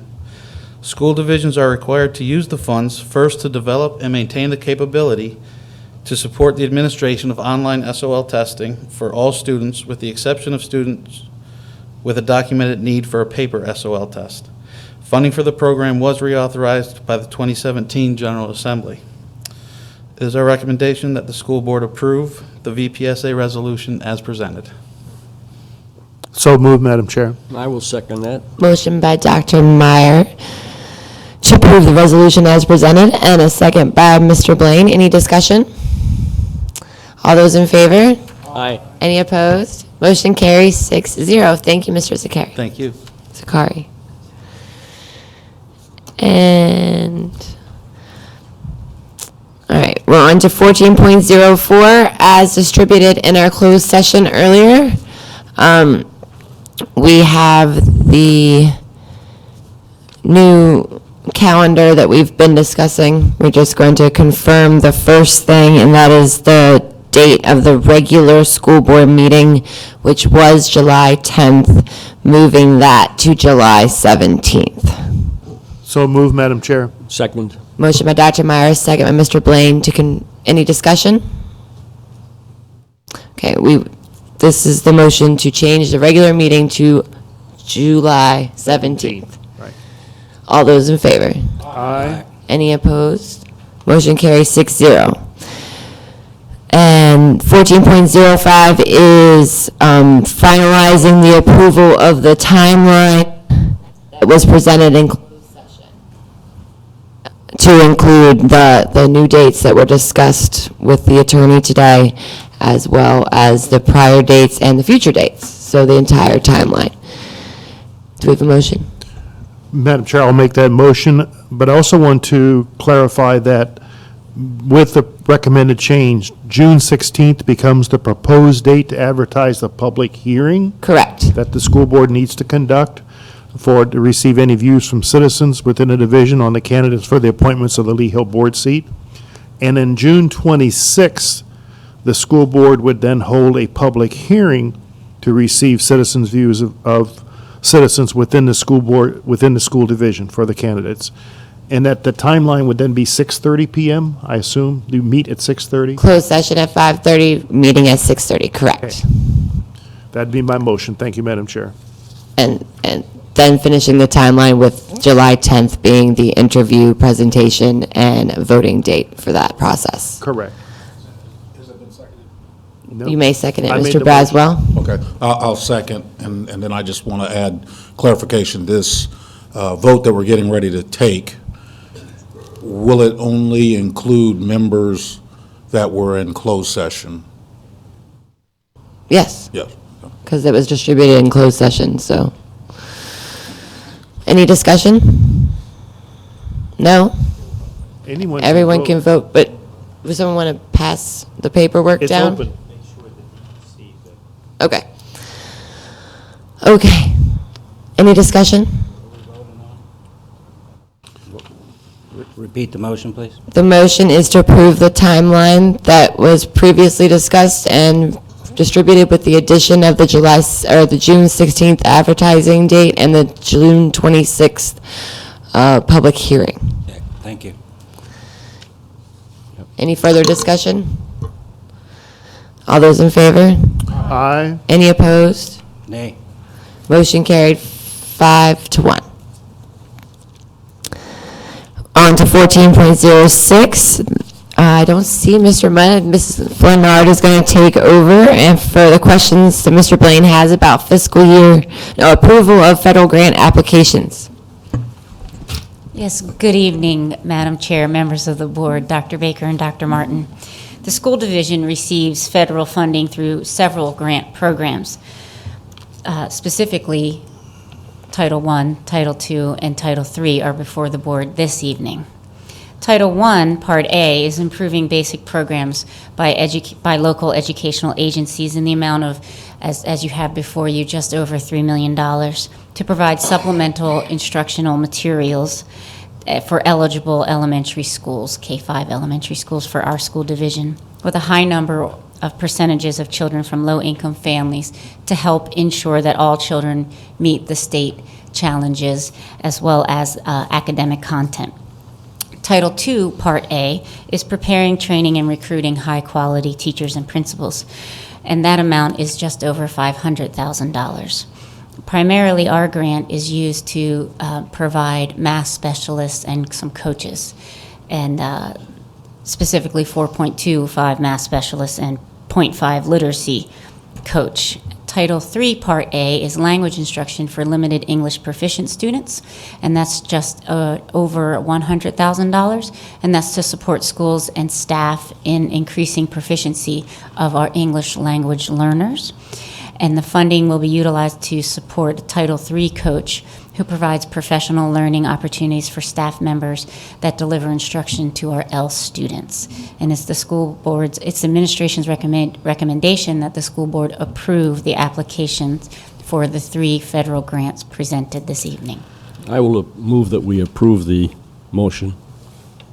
I will second. Motion by Mr. Blaine, second by Ms. Shelley. Any discussion? Yes, I have a couple of questions. At the end of each of the 3 clauses, we talk about private schools as mandated will receive funding and so on. What percentage of these grants are going to be going to the private schools? And are those private schools sectarian in any way? And what are they religious schools or strictly private? And how do we verify, or do we verify, that the money that's allocated is used as intended? All really good questions, Mr. Blaine. Let me see if I do have a deep bench just in case that the questions get too technical for me, and I'm sure they're going to whisper in my ear if I get anything inaccurate. This is the annual test, you know. That is, and we'll see how we do. So each grant, any federal dollars that we receive from grants have a requirement that private schools do receive money for them, including 6B, special education. So all of our federal grants do have allocations. They do vary per grant. Some of the grants have allocations that we know on the front end. So, for example, the Title I, Part A, which is the most money we receive from the federal grant other than 6B, that grant actually has changed recently with the reauthorization of ESSA, Every Student Succeeds Act. And so with that reauthorization, the Title I grant has a little bit over, almost 1.5% of the grant is required to be afforded to private schools. Most of the private schools do have a religious affiliation, but they don't necessarily need to have an affiliation with a specific religion or denomination, but some of ours do.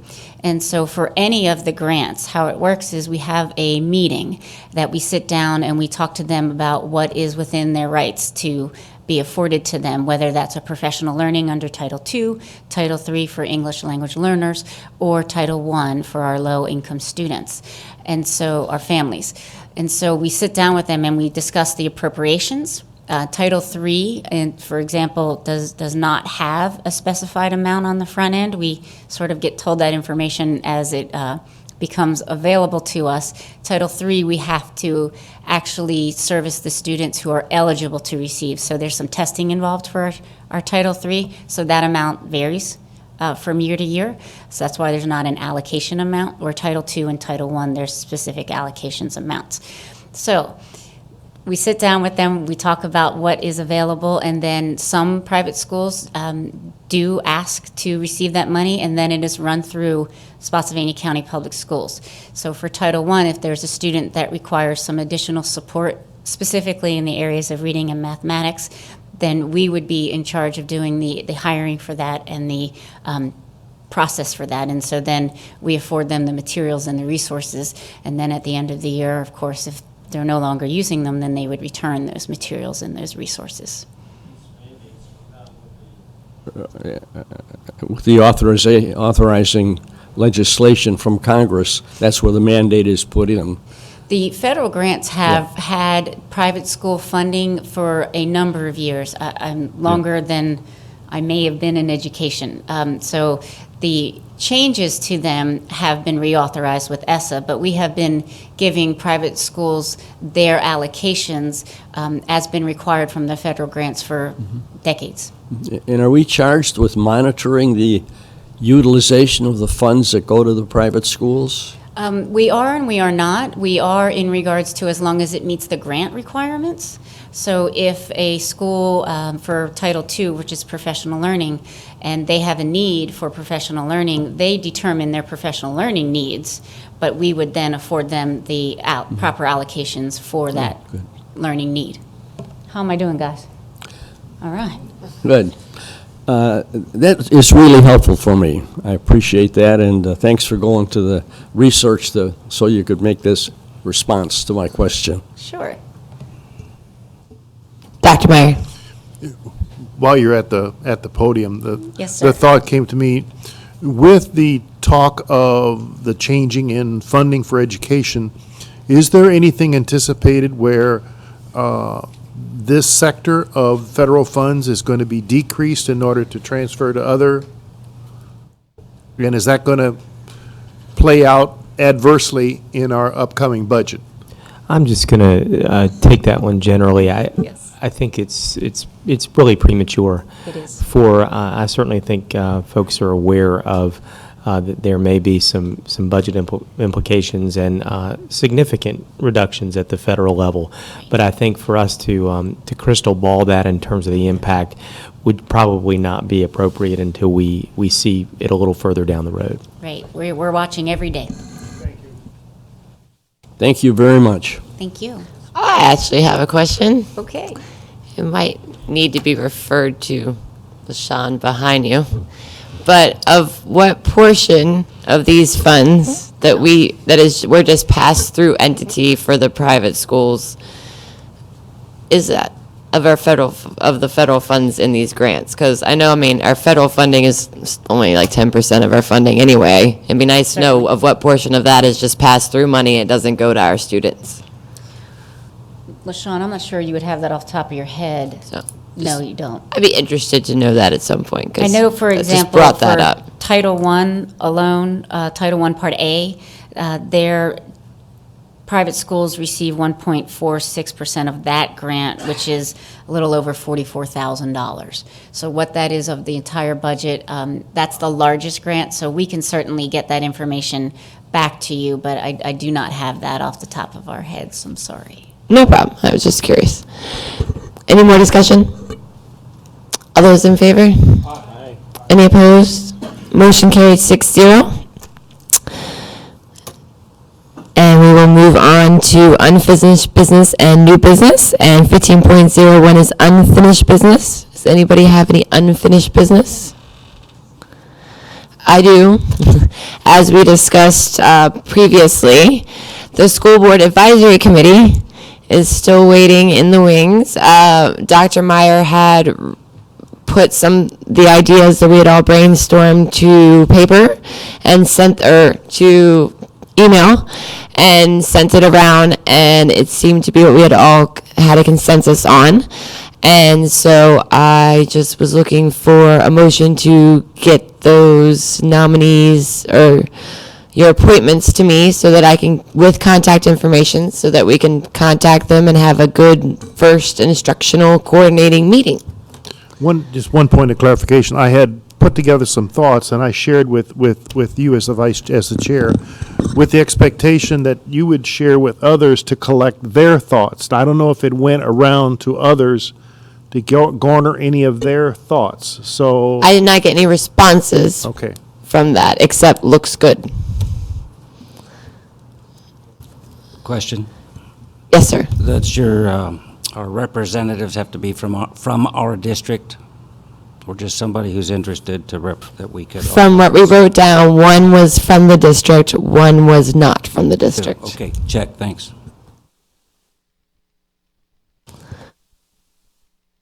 So, do we have a motion to get that started? I'll make a motion. Okay. Motion by Mr. Braswell and a second by Ms. Shelley.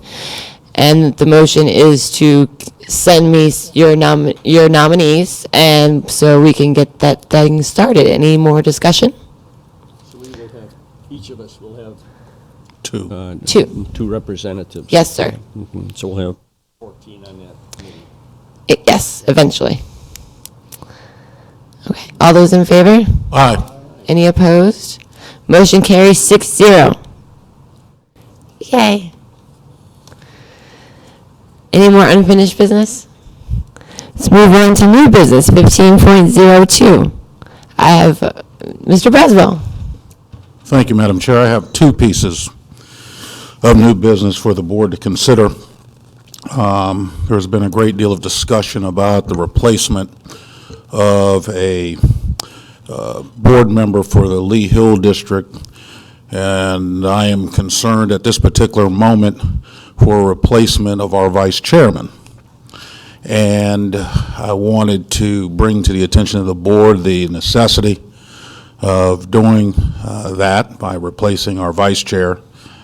And if it's not out of order, I would recommend Ms. Dawn Shelley as the vice chair for our board for several reasons. One, she's held leadership position before, and these are unusual circumstances which we would require someone that had the ability to fill in if you were absent. And I gather from your relationship and good working relationship with Ms. Shelley, you have excellent chemistry, and I think that would be of value to the board that we have a chair and a vice chair that actually have great chemistry and good working, have the ability to work well together. So if I were to make a recommendation, I would recommend Ms. Dawn Shelley, and I didn't even talk to her about it, so if she has an objection, she can make such an objection, but I would recommend her as our next vice chair. Why don't you make that a motion? He did. He started with that move. Is there a second? I'll second that. Second by Dr. Meyer. Any discussion? Does this have to be a roll call vote? I would recommend roll call. Roll call vote starting with Ms. Shelley.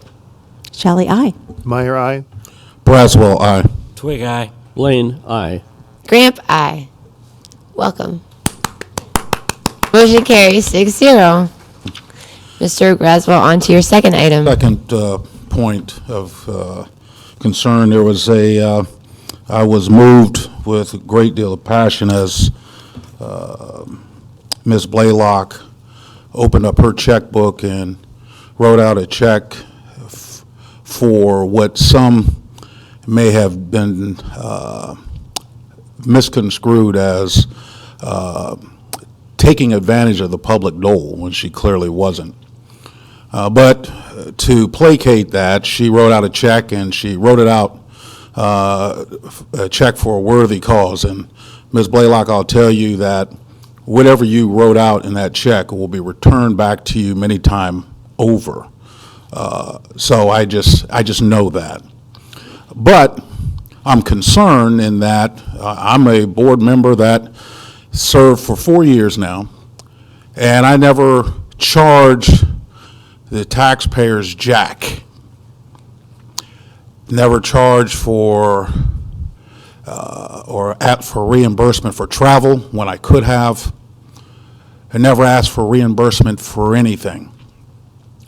And I'm troubled right now in that we had a board member seek out legal counsel from this board without authorization from the board. And my concern is, as when I was chairman, I had a conversation with Mr. Twig on several occasions about the importance of following board procedure and receiving the endorsement of the board, because acting as an individual member was not only not prudent, it was not appropriate. And so this board member would like to know, since he took the unauthorized action to acquire resources of this board without authorization to seek legal counsel on a matter that was not approved by this board, what was the cost of that legal representation? And then maybe he would find it in his heart to offer a presentation or a donation to his special charity.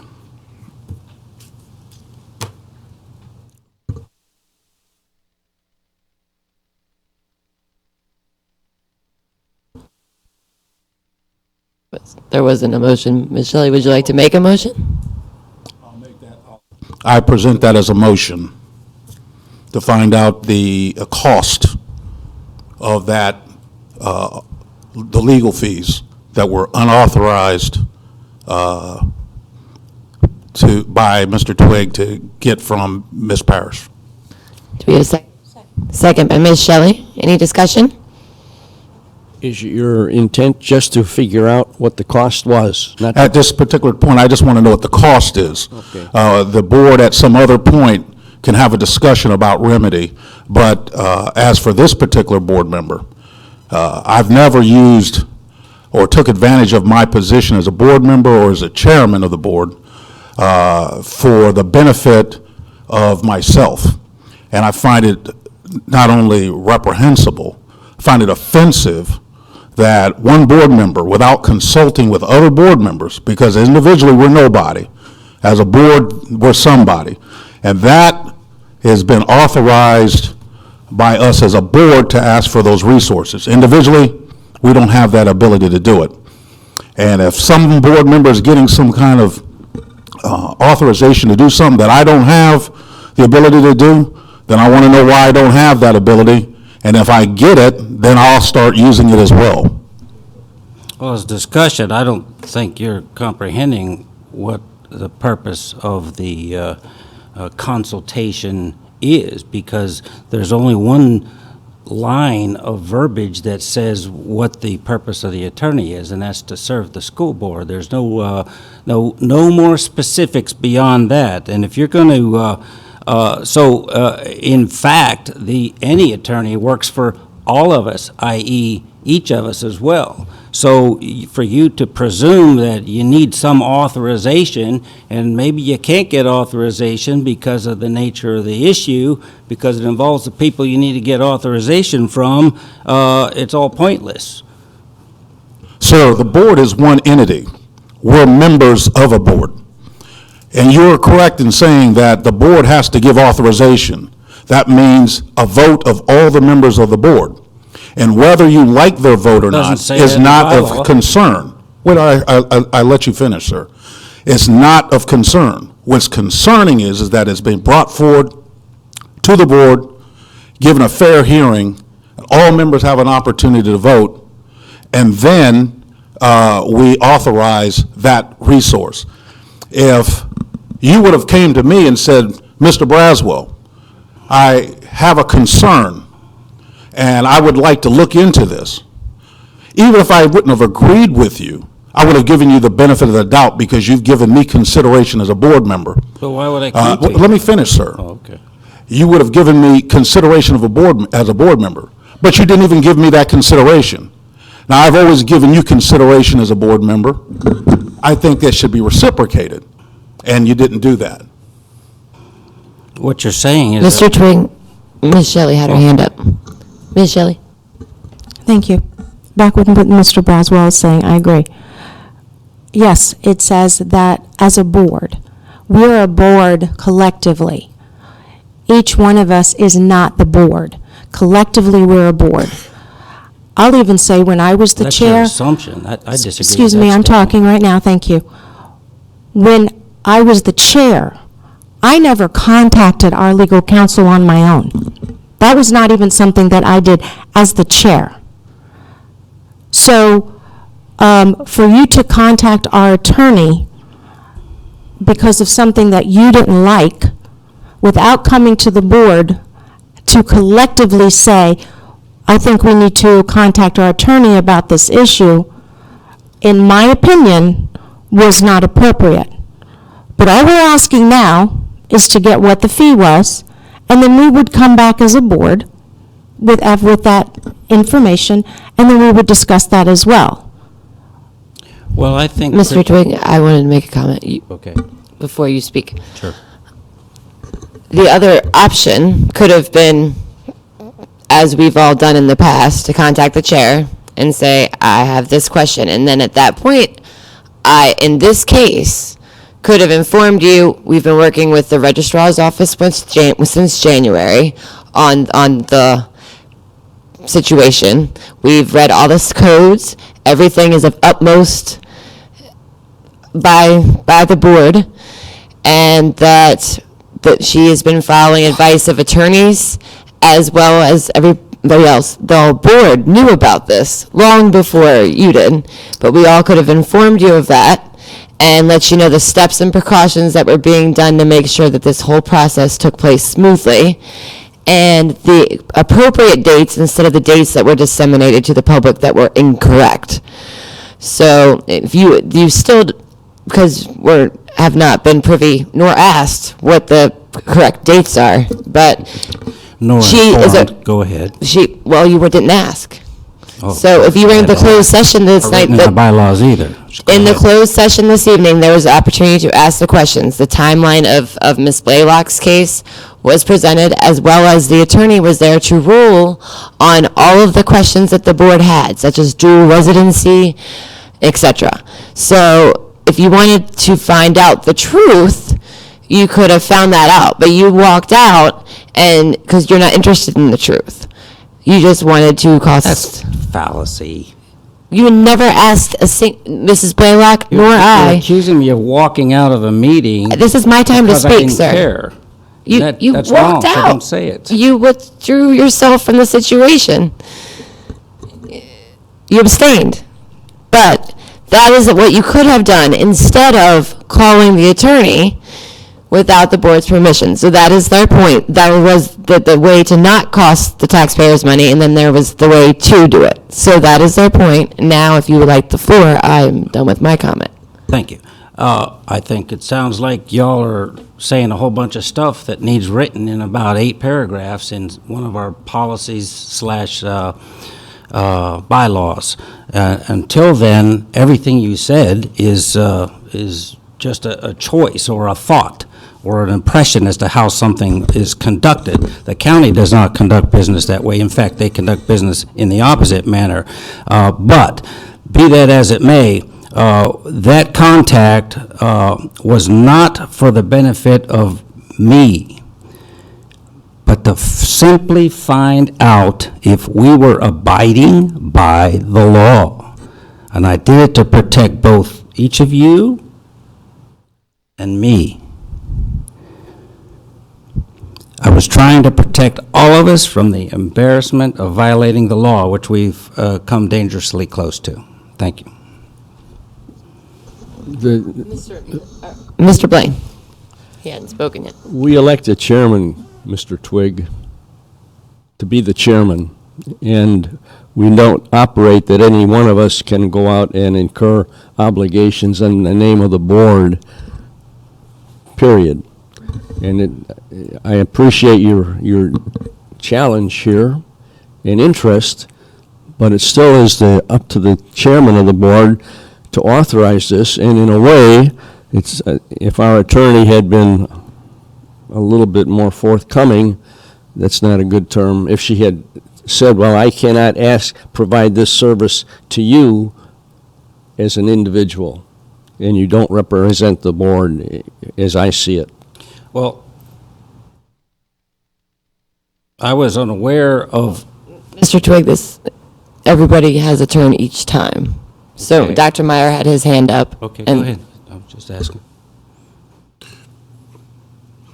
You know, when we start talking about legal expenses and who can contact and make contact with legal counsel, it's always been coordinated through the chairman and the superintendent. And there's a reason for that, because otherwise we'd have 8 people, ascertaining from legal counsel on particular points, and, our legal bills would be astronomical if we were to go that route. It's for the sake of, one, the coordination and so that we do not run up taxpayers' bills unnecessarily, that there be coordination, and that's the reason it goes through the chair and the superintendent. And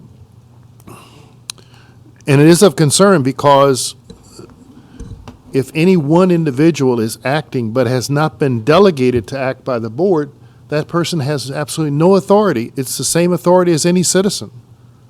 So, we have to be very cognizant of that, and I think that's the whole discussion, in that if any one of us decides to, because I had enormous contacts before, with Mrs. Parrish as our legal counsel, because that was my job. But in this role, no. Just because I know the person doesn't mean I can take advantage of that and make that contact. It's inappropriate. And I have no authority whatsoever to be doing that. If I have a question that is even a legal question, I can pose the question to Ms. Gramp as the chair, or call the superintendent and say, I have a legal question. Whether it's dealing with residency or whatever, the superintendent has the resources to be able to get the answer to the question. I mean, it's a question of being able to coordinate, with whom, and so that we are being very diligent about how we are generating expenses, because we can generate expenses very, very quickly. When you figure, I'm not going to mention how much it costs per hour, but it's nothing, it is astronomical when you consider. If you were to have your own legal counsel, that you can run up a bill very, very quickly. So I think the discussion is so that, as we're starting a board, we're going to have a new board member coming on board, very quickly in the next month, that this is a very appropriate discussion so that we understand what are our roles, what we can and what we shouldn't do, and how we should do these things. And there is a way to do it. In answer to your question now, there's a long way to get there, but you said in the bylaws speak, and the board policy speaks very clearly. The board members as individuals have no authority. They only have authority as a corporate, which means a body. That's the only authority that we have. Only when we're here, and it's only when we have a quorum of 4.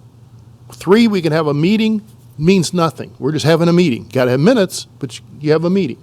4, we've got a quorum, you can take action. You can create obligations, conduct business. But individually, we're not in a meeting, sorry, we can't do anything. And we should never take it upon ourselves that we have any authority whatsoever. And that speaks to even whether we're talking about legal expenses, whether we're in the schools, with whomever we're talking to, that it's not interpreted that we have some special authority, because we don't. We're elected as a board member, we hear, eyes and see we hear, but doesn't mean we have any authority to mandate or make changes. So it's a very, very appropriate discussion we have to have and understand. Thank you, Madam Chair. I still have to rebut the last time, and then your turn. So, as far as the comment that we were dangerously close to something, we have a attorney. We met with her earlier today. We have also been in contact with her for 5 months now. This has not been a new topic.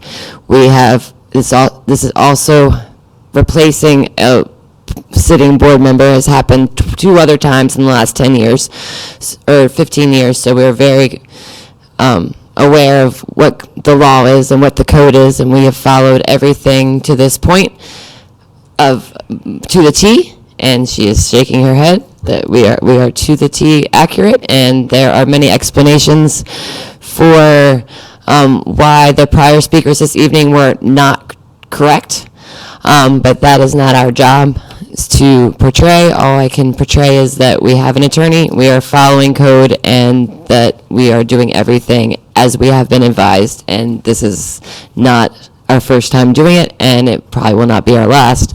So we know what code to follow.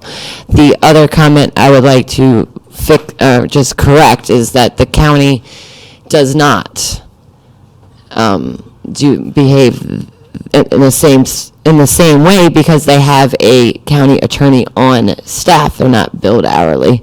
And the Board of Supervisors actually, nothing, if they do go to the attorney, the answer is disseminated for the whole board every time. There is no private conversation. So it is still a board action. It just the question might come from one member to another.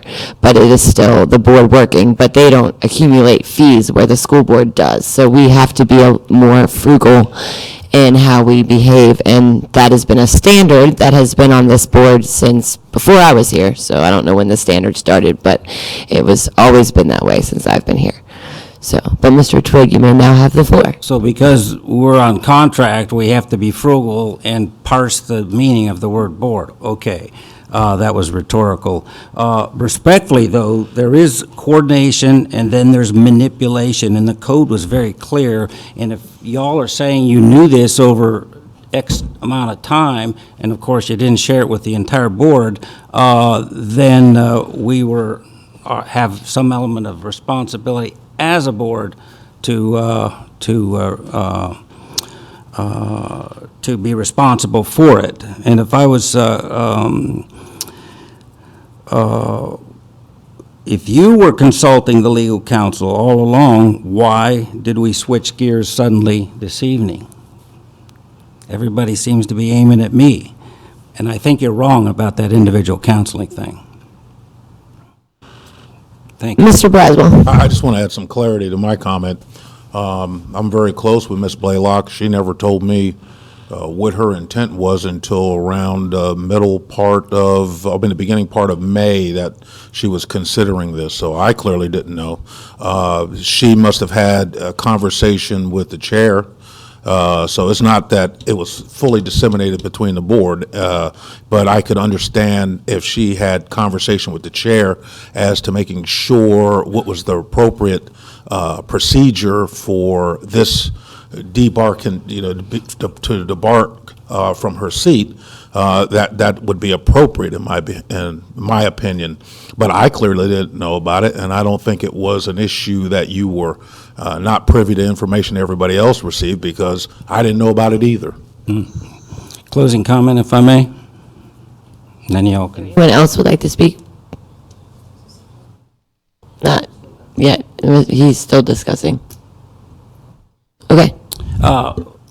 I'm sorry to labor the public's time, but thank you all for this eloquent description of how you interpret our intended conduct in dealing with a consulted attorney, vice staff. So I now comprehend all of that, and I shall act accordingly. But I urge this board to put everything you all said in writing after the clerk prints it. Got a nod from our illustrious administrator over there, so there's some element to truth to that. It's not just me. Thank you very much. Just to clarify, I did not. I do think, since I was nodding, that it might be something for the board to consider in terms of putting some of this discussion in the form of policy and regulation in the future, if you need to make sure that it's clarified. That was why I was nodding. Want to call the question? All those in favor? Aye. Any opposed? The motion. The motion was for the board to receive the cost of your consult with Ms. Parrish. Oh, that's right. I don't care about that. So that we could consider so that we can study it. There you go. Let's try that again. All those in favor? Aye. Any opposed? Motion carried 5-1. I have one item of new business. Mr. Braswell, I'm sorry, did you finish your new business items? Ms. Shelley. Thank you. Mrs. Blaylock brought this up before she had, when she was up at the podium, and I think it's a wonderful idea. I'm going to preface it with, when I was the chair, after I was understanding the job and the staff was getting to know me and my way of working, it was time to hand over the gavel. And I think I would be the appropriate person to do this because I was the initial, I guess, catalyst to change the policy to a one-year policy for our chairman, one of my first business items as a school board member. So with that, I would like to make a motion to change our policy from a one-year term for our school board chair to a two-year term. Mind you, that person would have to be elected again because by code, the person can only hold the chairmanship for 1 year at a time, so they would have to be reelected. But therefore, I would like to make a motion that our chairman could hold the office of chair for 2 consecutive years if elected, and of course, that person would want to do it again.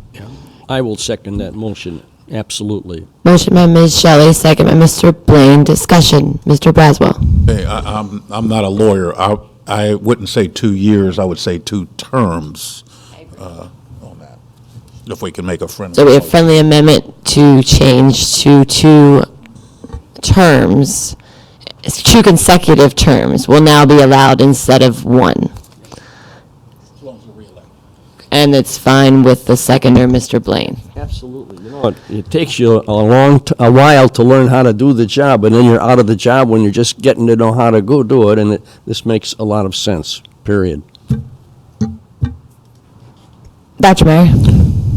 If Ms. Shelley would be in favor of placing that as for first reading, so that Dr. Martin can place it in the appropriate spot for consideration on our policy, because I think it's under BCB, but I haven't had a chance to pick it up, so that we could see it and come back for second reading at our July 17th meeting.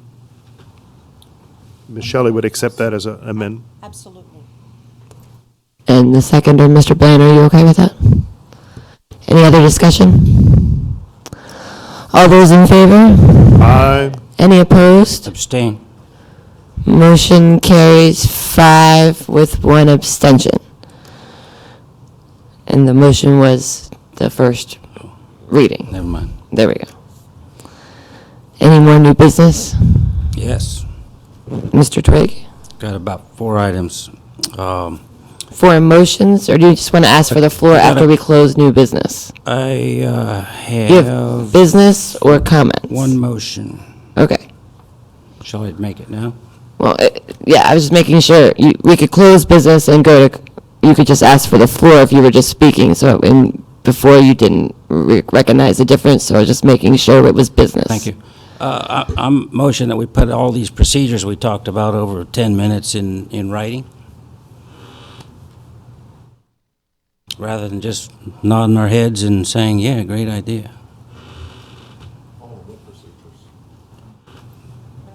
The procedures for contacting a lawyer. I suggest we ask the clerk to verify the need to put it into more formal vocabulary as period. But we can do that with a motion. So I make the motion. You don't want a motion? Well, it may not be necessary. Oh. So call for a second. Do we have a second? Yes, sir, that's what I was doing. I'll second it.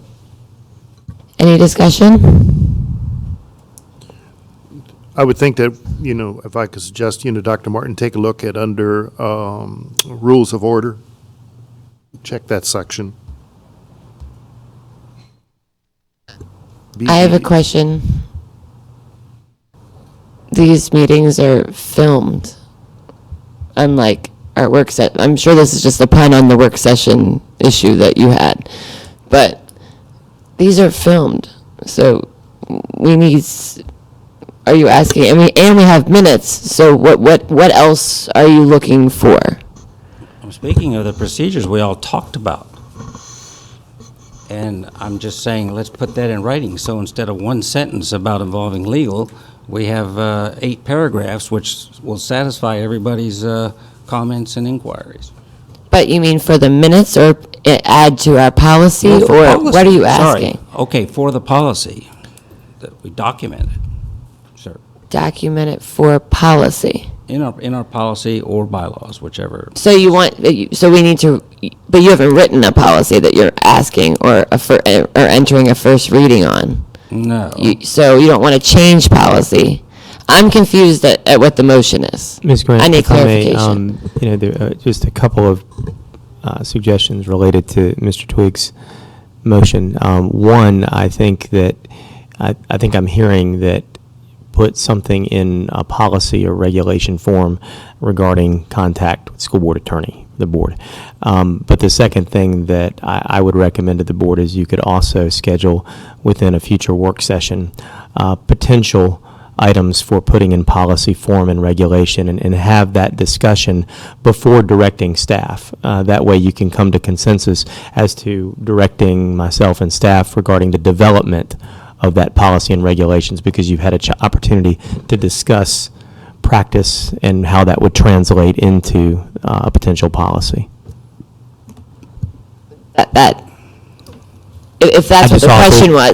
But then I wasn't sure if he just wanted it recorded or in the minutes, Well, we'll or. take advice, but we don't want it in the minutes. I'm proposing that we amend either a bylaw or an amendment or a policy, or create a new one that identifies everything we've discussed. Okay, because it's not there. Okay, that's much more clear. But we would always start that process at a workshop, not at a school board meeting, and that's not something staff does, that's something the board does. So we will definitely add that to the next workshop, if we're all okay with that. Is that a better motion, or? Can We I can't make direct staff to write. friendly amendment to your motion? That at the next the next school board work session or workshop, Put on the docket. we take a look at legal counsel and adding a policy or regulation, whatever that would be, Right. for board members contacting legal counsel. Sounds good. Thank you. And one place to look is right away BCG, which is specifically school attorney. And how many sentences are there? 2 lines. There you go, 1.5. Okay, so we had a motion, we had an amendment to the motion. In the second, Mr. Braswell, are you okay with the amendment as well? Yes. Any further discussion? All those in favor? Aye. Any opposed? Motion carries 6-0. Ma'am, I have the floor. Any more new business? Yeah. Well, let me I'm getting back to my few items. close new business. You said they're not business, you just want the floor. So let me close new business, and then you can ask for the floor like we've been doing at the last 5 meetings. That's cool. Any more new business? Okay. Mr. Twig, would you like the floor? Yes, thank you. Hey, on a positive note, I was extremely excited to attend 5 graduation ceremonies this past weekend, albeit it was 24 hours. And it was exciting to see the tremendous accomplishment of all of our students. So with whatever we're doing and whatever we're using and however we're funding it, it all seems to be working. We're really producing some quality graduates, and I'm totally impressed and amazed at that. Also, the Cleanup for Cash project, I'm proud of our Livingston District and Spotsylvania High schools. Thank you for participating and winning. And also our Teachers of the Year. That's all great stuff.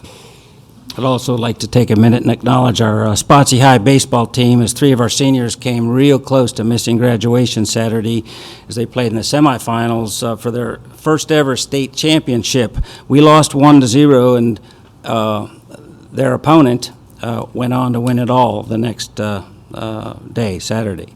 So deep heartfelt congratulations from both me and our community to our Spotsy High Knights baseball team, and to Daniel Brooks, an outstanding player, for the team, one of our ace pitchers, has committed to play baseball for George Mason University and has been an all-conference and regional second baseman, utility player, shortstop, pitcher, and MVP during his high school term. So a tremendous accomplishment on behalf of that one individual. Congratulations, Daniel.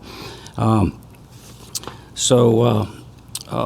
brings me to an issue where I got a call from a constituent just this afternoon, and the teacher's name is Miss Liscombe at Riverview Elementary, and she, I was told that she did a dynamic job and had 100% support from all of the parents, and had a tremendous year, only to find out that her contract was going to be terminated. I don't know anything about our status with HR, but if we're releasing teachers in that regard, I'm sorry. might want to take... I'm sorry, Mr. Twigg, I'm sorry. That's a personnel matter, and we cannot be bringing that up in class during this meeting. That is correct. School board members may not discuss personnel matters in open session. You are out of order. Okay. I'll go back in order. Something we can talk in private session then. Next item.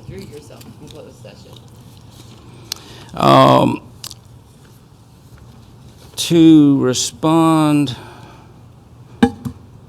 hold on a second, here we go.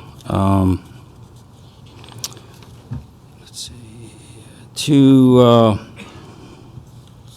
Miss Robinson. You know, you make just a flagrant reference, you've never seen me, and I hardly think you follow me around town, and nor the school district, so that's bad and false information that is not worthy of response. It's not worthy of you saying that in public to get bad word out. Out of order. Mr. Twigg, you can't address the audience.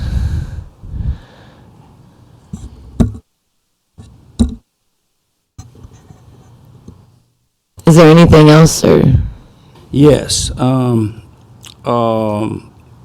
forget the attacks came my way earlier, and I'm not Mr. Twigg, we attacking cannot anybody. address the audience. There's no attacks going on here, just information. No one's saying attack. We can't address the audience. Okay. Now, on to Amanda.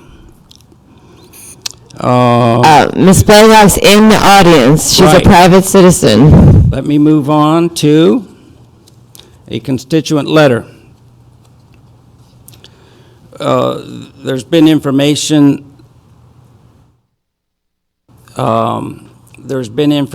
that correlates with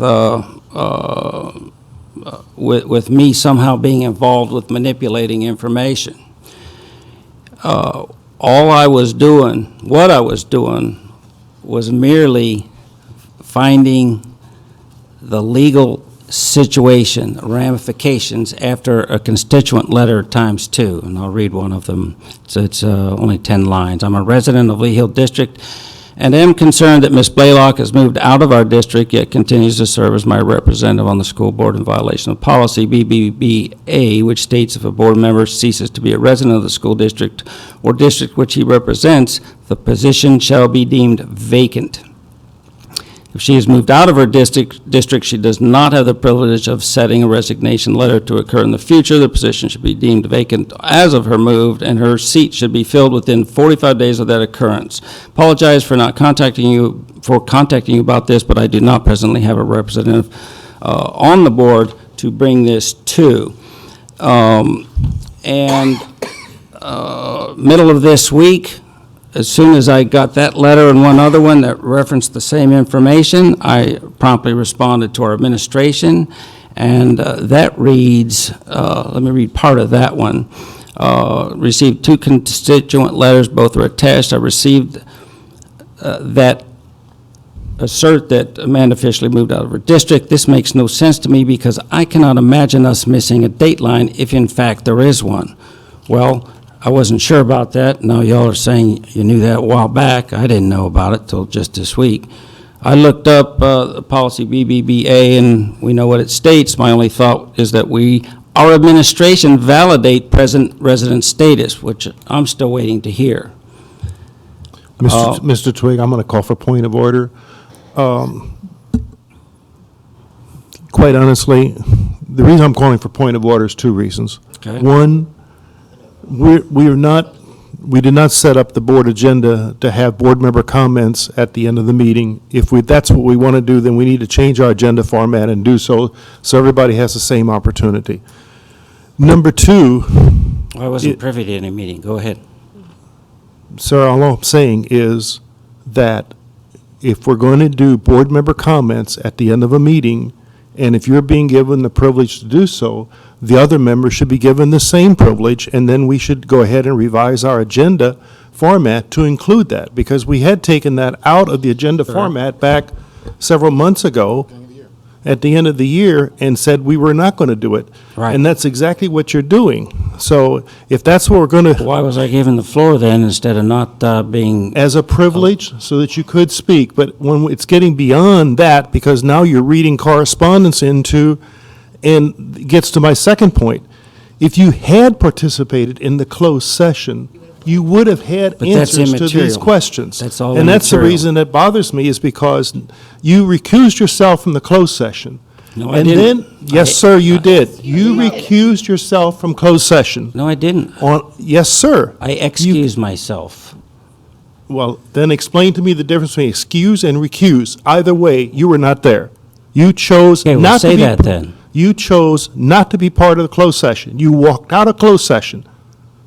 3 major items to discuss. That's not relevant. It is relevant, very relevant, because what you are bringing up right now was already addressed of the 3 items with legal counsel in closed session. I can't say any more than that, but what you're trying to do is go over items that you would have become aware of had you participated in closed session. Well, that's So there's 2 points to this. One, if we're going to do board member comments, then it should be a privilege of all the board, not just one. Okay. Number 2, when you recuse yourself from closed session, then you cannot come back and say, well, I should have known. Well, you would have known had you participated, but you elected not to. You can't come back to this board. To me, that's all irrelevant It's very relevant. based on my comprehension. But here I have a... Mr. Twig, you're out of order. I still have the floor, don't I? No. Well, then give it back to me. I'm not done. I agree with his point of order. You are out of order. Okay, well, I have other things to say. What does the board like to do? The board would like to hear me. Someone could motion to adjourn, or Yes, ma'am. you guys can. I It's up to you. second the motion by Dr. Meyer that Mr. Twig is out of order, and I believe that it I ruled him requires a out of super- order. yeah, I Agreed. believe that requires a supermajority vote to have him stand down. Okay. All those in favor? Mr. Twig not having the floor? Aye. Aye. Aye. No? Any opposed? No? Okay, so 5-1. So, Mr. Twig, you no longer have the floor. All right, may I have the floor on another issue? No. I'd like to make a motion to adjourn. Second. Okay. Any discussion? All in favor? Aye. Any opposed? Yes. Motion carried 5-1.